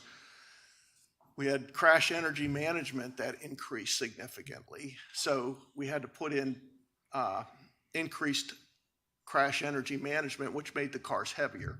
So these cars are 3,000, 4,000 pounds heavier than the other cars, which takes more energy to stop. We also have where it's a stopping distance is the requirement, not a brake rate. So the old cars, you looked at a brake rate of, as long as it was decelerating at 3 miles per hour per second, everything was good. This car, it has to be in a distance. So if it's not stopping within a distance, we put the brakes on for the entire car. And that's why you'll see a flat on the whole car rather than the legacy fleet where you might see it on a car or two, because it was independent. So when we saw all these flats, we decided to go in.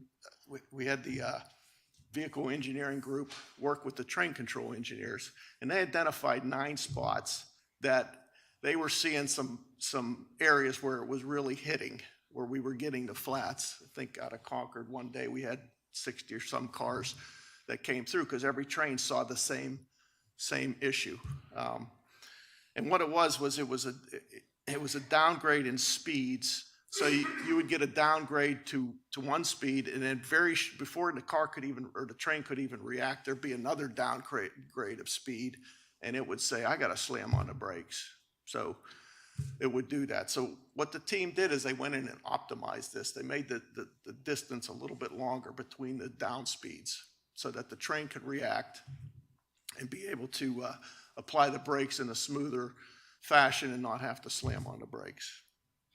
So I believe 8 spots are done, and there's 1 left to do. We're working on that.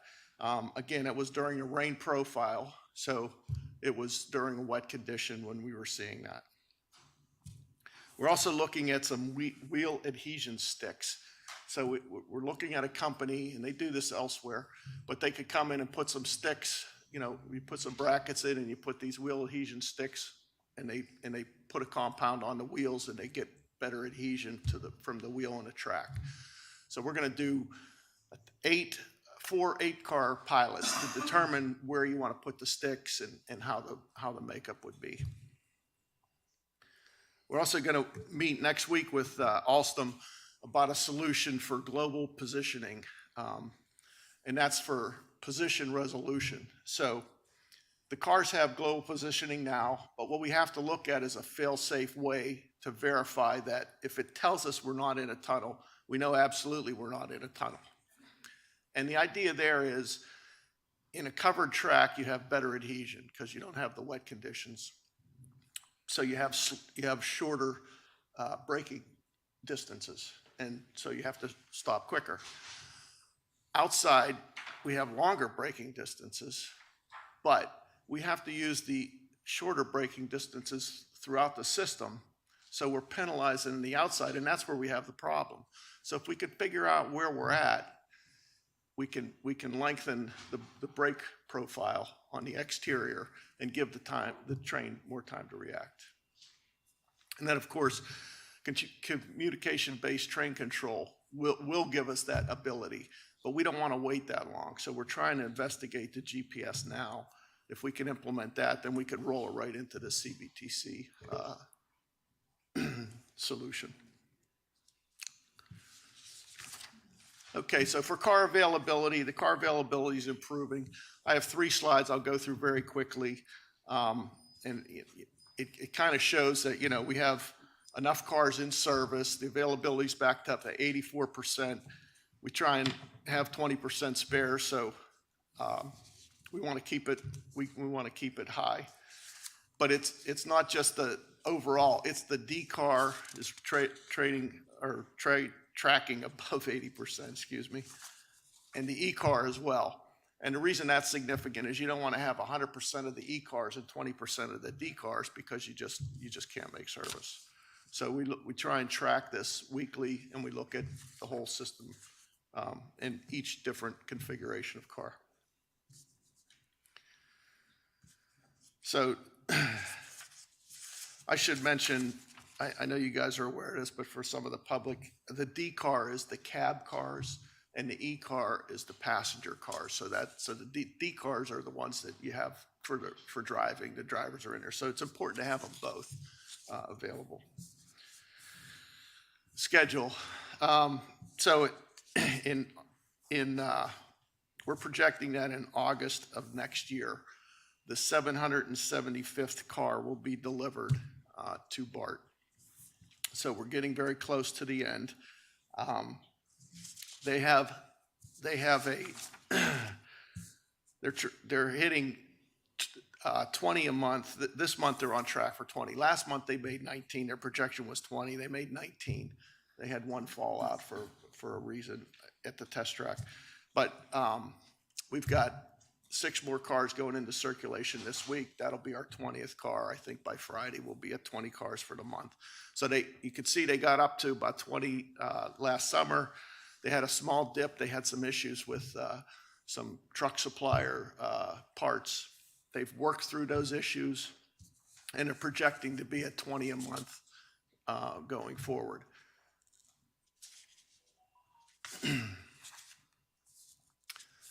Budget slide,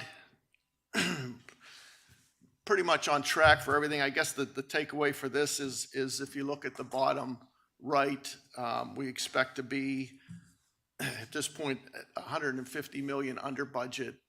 We're looking at that to obviously do whatever other reductions we can do, but at this point, we're in pretty good shape on this project and projecting to be under budget. So the 425 car order, that came to you guys in November of 2018. 2018, yes. And it was voted to go out and do the sole source contract. We executed the 100 cars in November of 2020. We did 100 cars because we were waiting for the funding for the RM3 funding to be resolved through the court issues. So we had an option to exercise another 152 by March of 2023. And fortunately, that funding became available and we were able to execute it in February of 2023. So now we have 252 cars on order, which is the full amount needed for the core capacity program. So that program is funded and in place. We have 3 other options coming up. There's an option for 54 for expansion to BART that we're looking at. There's the VTA 60 cars, and then there's another 59 cars after that. So our next option due is in the third quarter of 2023. We'll need to get the funding available and execute that option by then. Production for this will start right after 775. So, you know, they'll start delivering them right after August of next year, but production will start probably around March, April timeframe with the parts and all that. And these are all e-cars. These are all passenger cars. And then the last slide I have is just a photo. This is the assembly line in Pittsburgh. It's identical to the one in Plattsburgh, but it's up and running. The last 3 or 4 months, 3 or 4 weeks, they've put 2 cars a week out of that facility. The green fixture there is their truck leveling fixture. It's a very important fixture, so it's where we get the car leveled, and it goes from there into the test, and that's down the aisle. I didn't have room to put that into the slide. And with that concludes my presentation. I'd be happy to answer any questions. Thank you, John. I appreciate the update. Madam Secretary, do we have any public comment? I didn't receive any speaker cards for this item, and I don't see any hands raised on Zoom. Oh, actually, as I spoke, we do have a hand that just went out. Okay, so we'll go now to caller who ends in 9209. Please go ahead. Hello. Again, this is Clarence Fisher for the record. I am very happy to see that as time is going on, the new D&E cars, Fleet of the Future, is progressing so that we can eventually have a very reliable system, which we, as so noted, mean time between failures of where we have to pull trains out of service has been going way down. So I think years ago when we approved this contract that everything has been working smoothly to increase reliability overall in the system, and I am happy for that. One thing that, although it's not directly connected with the delivery of the cars, the third door with wheelchair accessibility was one of the items that was pushed so that when wheelchair users travel in groups, that they can board in that middle third door. Having markers in all stations, now that we have over 50% of the new Fleet of the Future cars in service, something I hope would be considered to please, as was once said, that once we reach that 50% of D&E cars in service, to put these little simple markers on all station platforms, please, so that disabled riders in wheelchairs can have better accessibility and fun riding together. I hope this will be included in the new budget. Thank you very much. End of my comment. Thank you, Clarence. I don't see any additional hands raised, Chair Foley. All right, thank you, Madam Secretary. I have Director Allen, followed by Director Rayburn. Thank you, Chair Foley.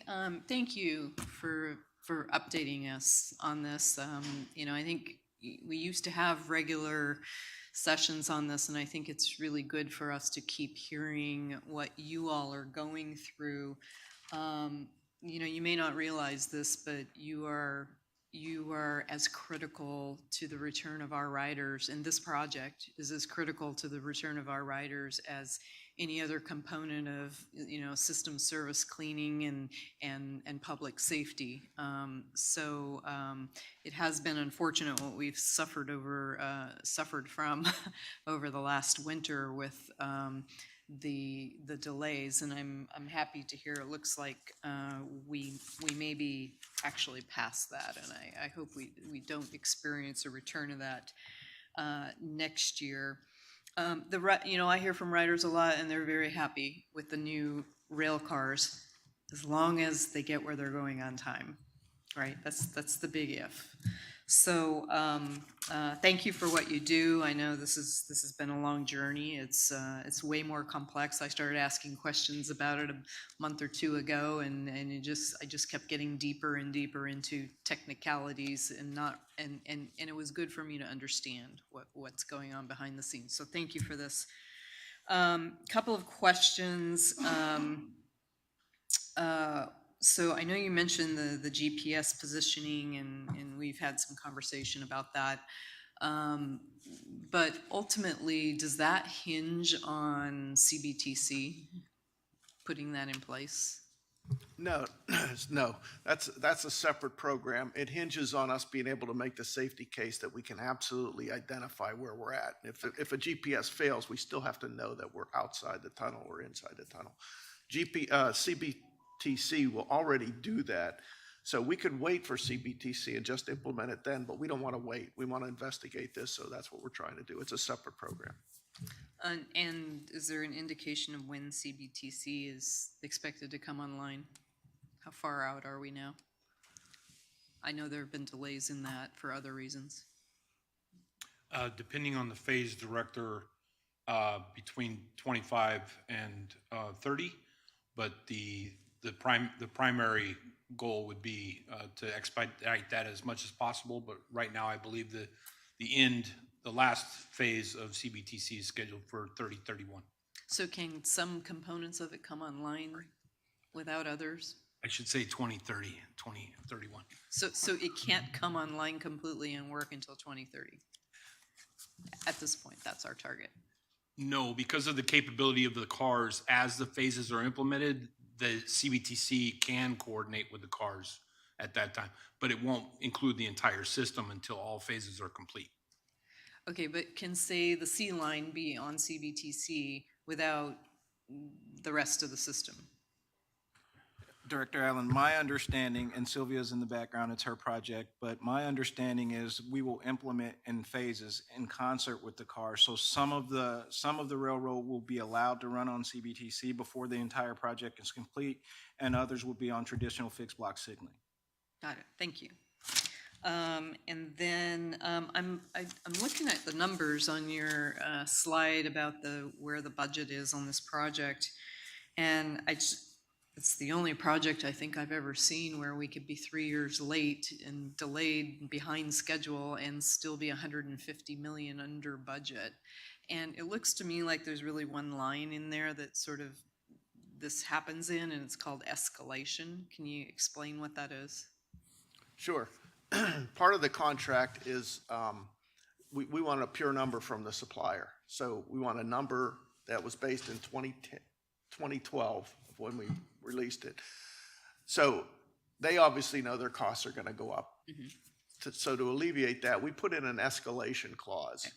And it's based on 2 indices for material and 2 indices for labor. And then we look at that every quarter, and then we look at it at the end of the year. And whatever those indices have gone up, we pay to the supplier. So we estimate a 3% across this program. And obviously in the 2012 through 2020, inflation was low. So we benefited from that. There's some other areas where we were able to save that we, like consultants, we brought a lot of work in-house and we did some other things, but that's the big one. So we were fortunate there. So if we brought work in-house and paid consultants under other contracts, are they reflected in these costs? Yes. So the vehicle consulting services is the second line down. And you can see the budget was 53 million and we paid 28. We're projecting to pay 28 million out. And some of that is inspections in the various car builders where we don't have BART forces, so we have to bring people in.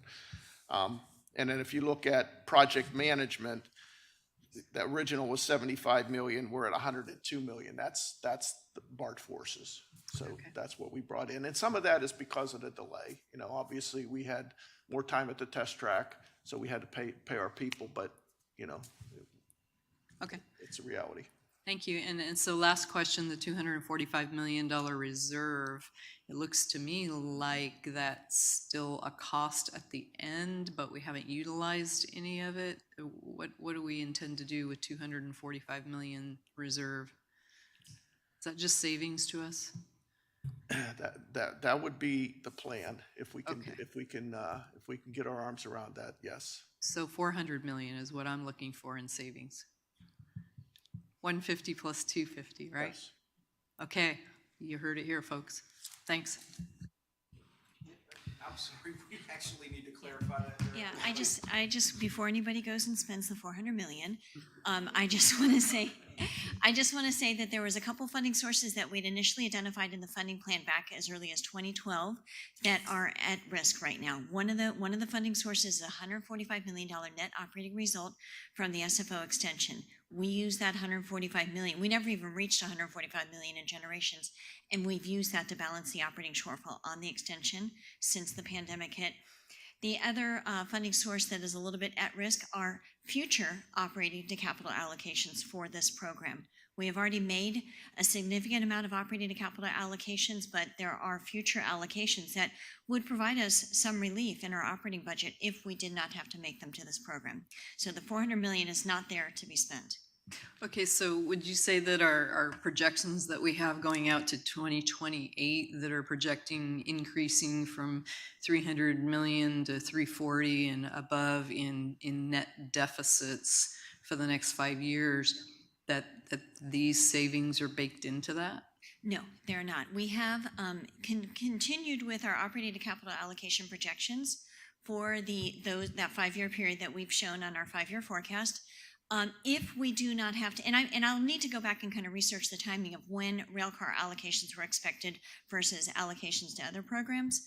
But if we did not need to make these allocations to the railcar program, there are plenty of other capital projects that have funding shortfalls, or we could pull those funds that the expectation of making that allocation back into the operating program and save ourselves some money. Okay, thank you.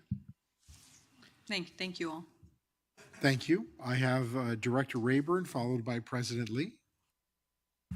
Thank you, Chair Foley. I asked the district secretary to bring up the budget forecast slide. And while she's doing that, I want to applaud John Garnham and Dave Hart for their very thorough briefing. It really resolved a lot of the questions that I had, whether it's wheel flats or the overall delivery schedule and what we will actually get in terms of improved functionality in the vehicles. And I'm confident we're going to reach those goals. I understand that the CBTC is what these cars were designed around. And that we really have to get to that CBTC. One of the features of CBTC is that it's dependent upon Wi-Fi throughout the system. Am I correct?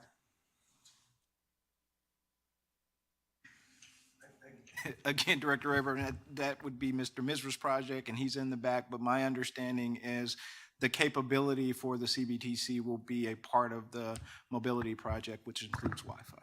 Okay, and so I'm interested in sort of the phasing, because the Wi-Fi is actually something that many of the passengers will also experience directly, and it'll be a great benefit for our passengers while they're on board the trains if they don't have breaks in coverage while they have their smartphones out.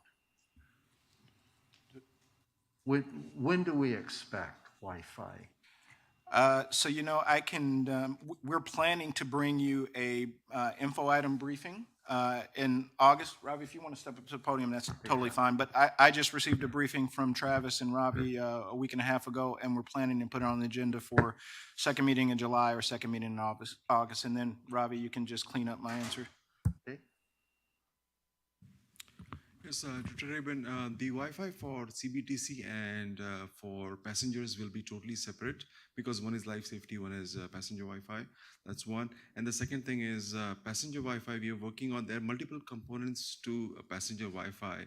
And the last for that one is erecting the poles that we talked about in the last meetings.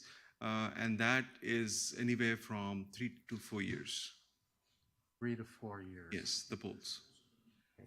2020. Correct. So the poles that we are building have multiple purposes. So we have kept some space reserved for CBTC and other internal BART projects. So there is a collaboration between the two projects, and CBTC can use our infrastructure as much as they want to. So it's a win-win proposition. Absolutely, yes. Thank you. So turning to the budget slide, one, I hope to see in our next presentation the CBTC or the core capacity component of the car orders included on this slide. But I want to point out that I regard the line labeled reserve as a contingency. Is that correct?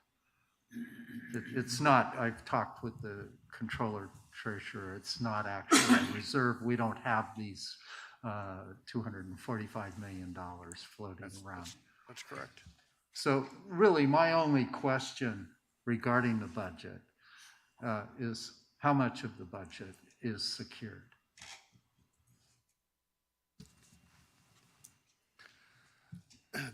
If you look above the reserve, the 2.185 is my understanding of what's secured. Pam, if I'm wrong. Yes, this is Pam Herhold again. So John is absolutely correct. We have the 2.1 billion secured. And just to clarify, if hopefully John can land this at the $2.2 billion cost estimate, and that would allow us not to have to use any lines that are really a contingency down there, any funds, excuse me. Thank you very much. That's all. Thank you. All right, before we go to President Lee, it looks like we do have one public commenter, so Madam Secretary. Yes, I see Alito, their hand on Zoom. Please go ahead.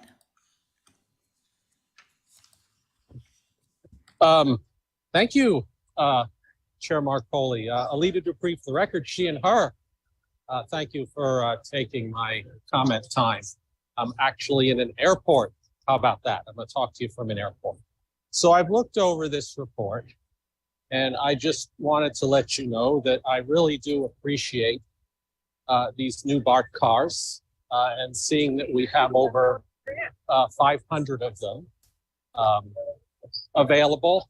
We're doing well with getting them ready. I think it said that we've received 520 or so.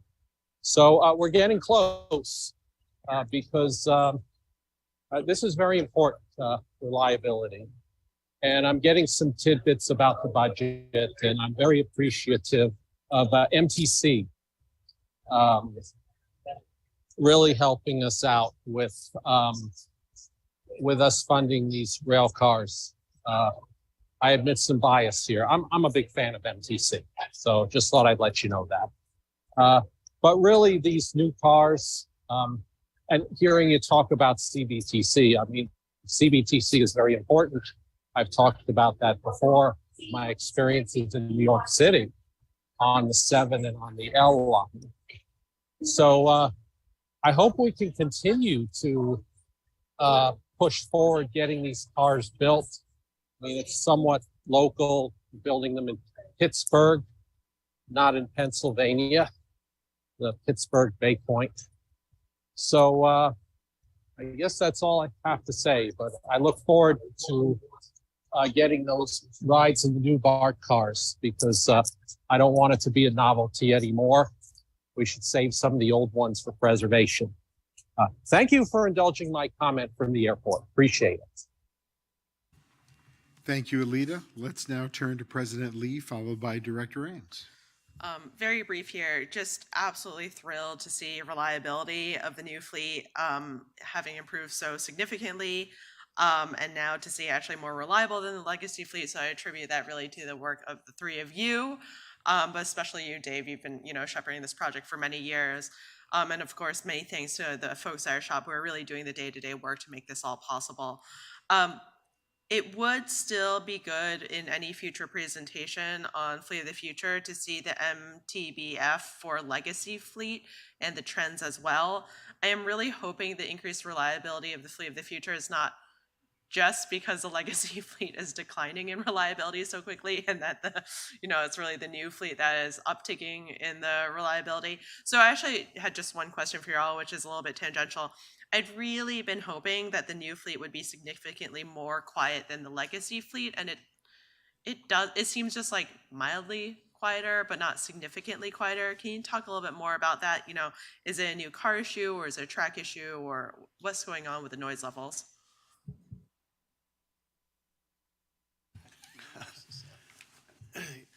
So, the significant difference between the new car and the old car, or the legacy car, is the doors. So, we do have a micro plug door, which seals out several dBE of noise. But, it's the same wheels, same track. So you're gonna hear similar sounds. It's gonna be quieter in the car, but there's only so much we can do. These cars are very light. It's not like we can add a bunch of insulation. We have a very strict weight limit. These cars are 65,000 pounds, and a normal car, a 70-foot car, would be 90,000 pounds, and that's because of the infrastructure we inherited from the 70s or whatever. But it is what it is. That's what we have to do. So there's not a whole lot we can do with insulation and things like that. We did as much noise dampening as we could, but the significant difference is the doors. Okay. Well, the fancy new vehicle that y'all debuted, is that going to help at all with figuring out problem spots on tracks that make it particularly noisy? Okay. I'll just say, after every board meeting, Director Duffy and I jump on BART and head back to San Francisco, and we're trying to gossip here, and every single time, whether it's a new car, old car, we have to stop in the Transbay too. And so it's still quite noisy. And so whatever can be done, especially as we're, actually rolling out the new fleet to look at the noise issue and the door issue, would be, I think, appreciated by everyone. Thank you. Thank you, President Lee. Let's turn to Director Ames, followed by Director Salzman. Good to know there's a little gossip going on in the tube, but I wish I was in that car. Oh, well, that's true. Okay, sorry. So this is a really good story to tell, that we're going to get all of our cars next summer. I mean, this is huge, which I had to have you repeat this to me in my briefing because I couldn't believe it. And I think this is key to our ridership and going back to the voters in 26 to get this right. The new cars are way better, and they're a lot quieter than the old cars, significantly quieter. So then I guess I get back to just, applauding you for using this really old system and putting a new car on this very antiquated electronic system that we have. So, and you went into detail about all of the modifications you've been trying to improve because our system is so old. So it then gets to the next question of how we can expedite CBTC, right? Because ideally, we would have CBTC with the new cars. And I would like to see, and maybe there is a presentation on this later on this year about this. I heard this. Anyway, I was hoping to get an update of that and to see if we could expedite CBTC if possible. Knowing that we're going to have all the cars next year. Oh, Sylvia, thank you. Yeah, hi, directors. Yes, we're always looking at ways to expedite, and we are going to bring a presentation back to the board on the status of CBTC. But I don't have information today that says absolutely we're going to shave time. We continue to look at that and involve the car folks as well as Hitachi and everybody working together to see what we can do and what kind of delivery method we can use to make sure the end result is done quicker. Okay, this is a great collaboration. I am so excited to hear about this, how we can really tie in the new cars, not wait till 2030. Well, I know we have to do that for San Jose, but the entire system could be done sooner than 2030. So this is my wish. But anyway, thank you so much for your work and a detailed examination of how you're fixing basically you're fixing the old system for the new car. That's the gist of the whole issue that you've been struggling with. So I applaud your efforts and look forward to CBTC. Thank you. Thank you. Let's turn to Director Saltzman.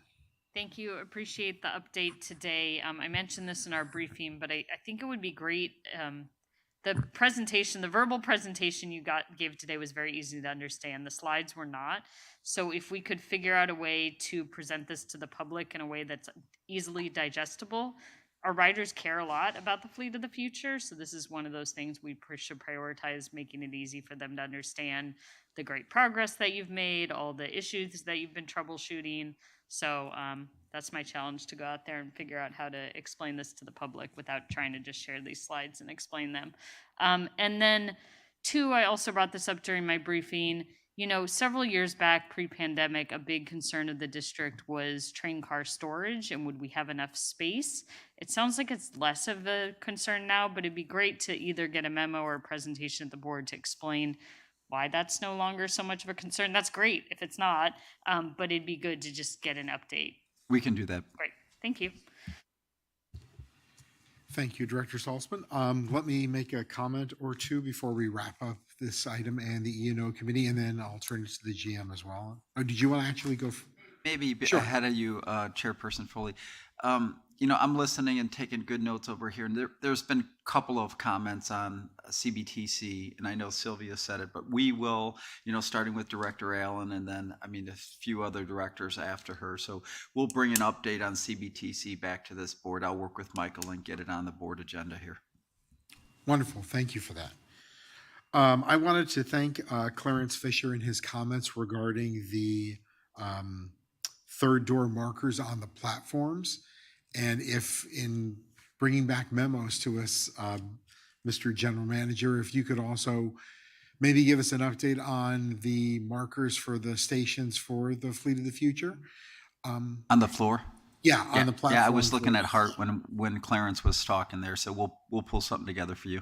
And related to that, if I could better understand how we address those folks that are visually impaired and how they know to board on a platform where that third car is, or what we can do to improve that for the experience for those riders as well.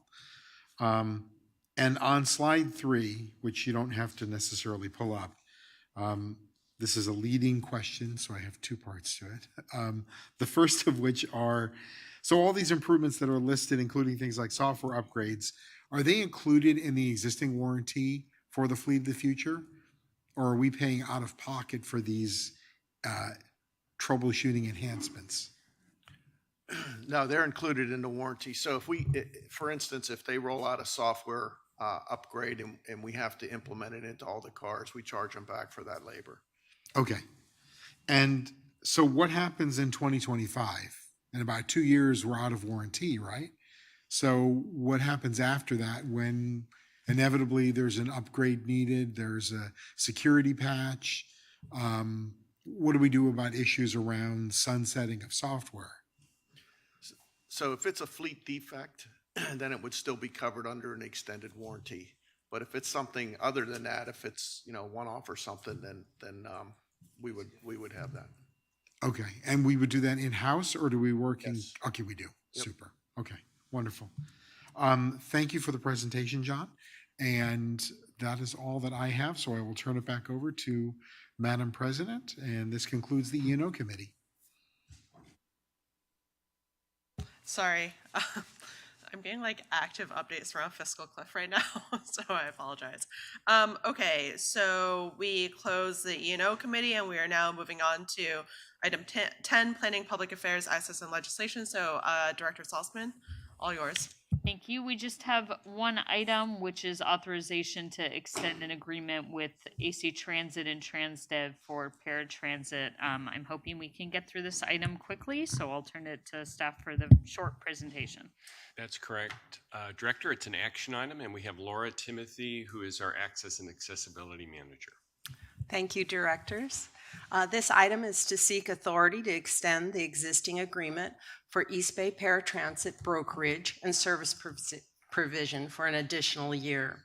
AC Transit and BART work together to provide ADA paratransit services in our overlapping service area as East Bay Paratransit Consortium. This service is currently operated by TransDev with subcontractors to provide the vehicles and the drivers. The current agreement ends June 30th, 2023, and this extension will ensure continuation of this vital service. AC Transit Board of Directors approved this extension of the same one-year contract extension at their meeting May 10th, 2023. The cost will continue to be split between AC Transit and BART, with AC Transit paying 69% and BART is covering the 31%. The cost for this budget was budgeted in the 2024 and 2025 budgets, and I recommend that you adopt the motion. Thank you. Any public comment? I didn't receive any speaker cards for this item, and I don't see any hands raised on Zoom. Okay, then I'll go to the board. Director Allen? I don't know why I have trouble turning this microphone on, but I do. Thank you for the information. Couple questions. Has this agreement been extended before? No, this was a 5+5 year agreement, so it's been in place for a long time. For 10 years. Mm-hmm. I'm just curious, why we didn't get something done by now, and why, this seems to happen periodically, that we should have gone out on a procurement and had our ducks in a row a year ago and been working on this, and then we get to the end and now we extended another year. So what happened here? Sure. AC Transit is the lead in this procurement, and so we really do rely on their procurement department. We did bring you a briefing on this back in January, so to kind of give you a advance warning. And we were making some changes in the RFP, which with the economic changes and such, we decided to kind of go back to this broker with provider model that we have had since the beginning, because it's a very secure and it really supports the needs. But we've made some enhancements in the RFP, so we are working with them, and we expect to see that new RFP out soon, late summer, early fall. Okay, that was my next question is, are we going to have something else lined up by a year from now? So we're not extending the goal. this again. Yes. Okay, well, I would like that to be what we achieve, not the goal. So thank you very much. I appreciate it. I'll move approval. Do we have a second? We have a motion and a second. I'll go to Director Ames. No problem. Go ahead. Yeah, thank you. I just had a quick question about micro-mobility. I know SAP Transit does this, and they've got these smaller vehicles, and they have these zones in Sacramento, and I wondered if AC Transit is looking at doing this kind of micro-mobility component. I can't speak to AC Transit, but I can say that in our new RFP, we have added some flexibility to the broker with the allowing some smaller vehicles, as well as some incentivizing them to come up with some other cost-saving strategies and using some other alternatives. And that, along with our current plan to do to come and upgrade and go out for a procurement with our East Bay Paratransit software that will also support those kinds of activities, hopefully, as we want to bring them into the future.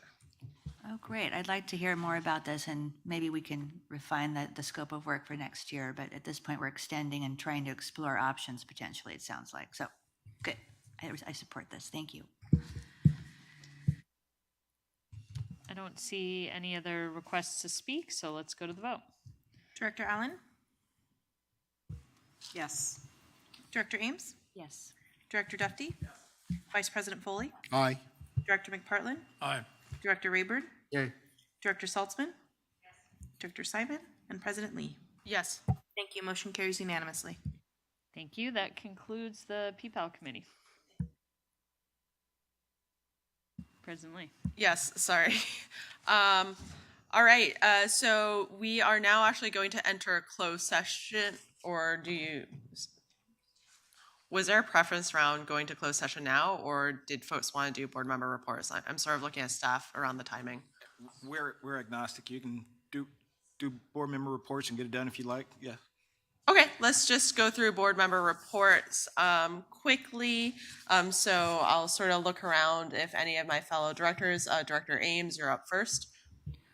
Thank you for noticing my body language, so I don't have to press another button. But anyway, so I went on 2 Tesla transportation events, and thank you, Carrie Hillis, for bringing all of the materials to hand out to the Tesla employees. We did 2 of those, and we also, one of those, after one of the transit events, I attended a factory tour, and I would recommend going to this factory tour.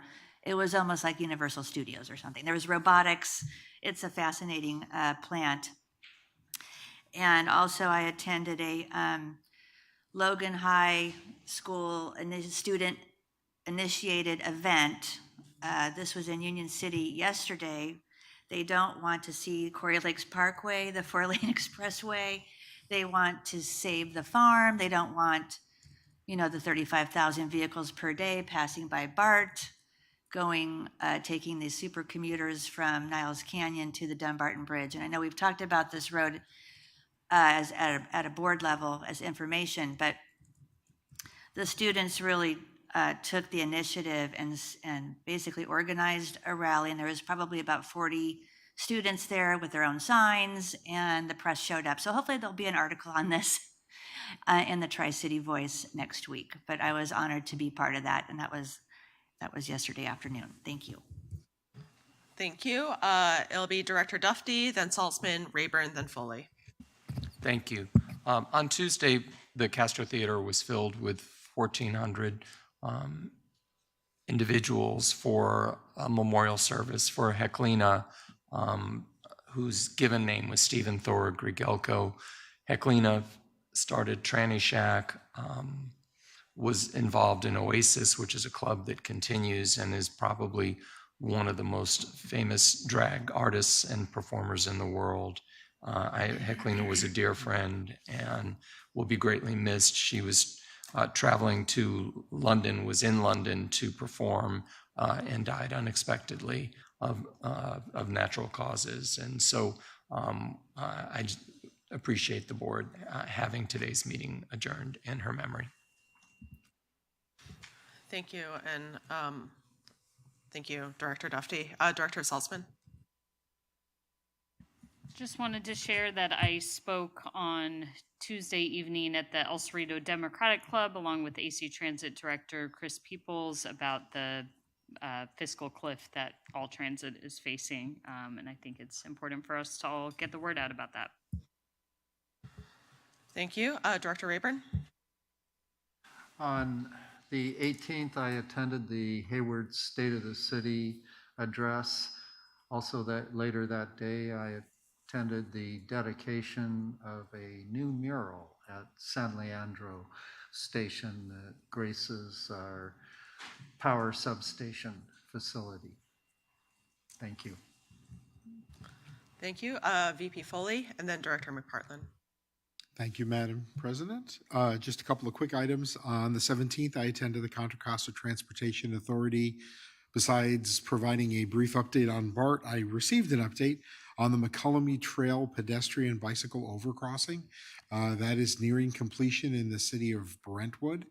Not only does it connect the trail, which was bifurcated by Highway 4, but it keeps the door open for us for a possible median highway station for an extension of BART out to Brentwood. And I want to thank CCTA for their continued funding and leadership in that arena. And I just had a couple of thanks. I wanted to thank Interim Police Chief Kevin Franklin, Jim Allison, Bob Franklin, and Community Service Officer Kelly Wesley for their support. 2 weeks ago, we had a fire at the Antioch Station parking lot, and they were truly professional, thoughtful, and very responsive to those customers that were impacted. So I wanted to say thank you to them for helping put BART in a good place and trying to support our riders. And then lastly, I wanted to thank Henry Simons and Jill Buschini for graciously allowing me to hang with them at the BART booth at East Bay Mud's 100th community fair that we had this last Sunday. It was a great event. We had the longest lines of any booths there. So we were definitely the place to be. And I will turn it back to you, President Lee. Thank you for that. Director McPartlin? Thank you. I have nothing to report. However, in memoriam, I would like to point out that as troublesome as this nation is, we wouldn't have a nation without the armed forces. And this coming weekend is going to be Memorial Day. And so I would like everyone to take note of that. Thank you. Thank you, Director McPartlin. And I'll be really brief. I just wanted to note that this past Tuesday, I participated in an interview with a ULI Advisory Services panel. ULI, the Urban Land Institute, was invited by Mayor London Breed to help develop a roadmap to downtown San Francisco's revitalization and future. And they are going through this very smart panel of folks from, I met with the planning director of the city of Detroit, as well as someone who's senior at Perkins and Will. You know, it's folks from around the country who are doing tons and tons of interviews with different business leaders, community leaders, government leaders, etc., and help will form high-level findings and recommendations to help with downtown San Francisco's revitalization. So I was really excited to be able to participate as part of that. With that, we can now close this item and enter closed session. Okay, we do have public comment on this item, so we will then take it. My apologies, President Lee. I meant to call for public comment for the closed session item, if there are any. Got I'm not it. sure if there are yet. Yes, so, what a day. All right, is there any public comment on the closed session item, which is a conference with labor negotiators? No, I don't see any hands raised, and I didn't receive any speaker cards for that. Great, we'll now enter closed session. We will return afterwards if we have any announcements.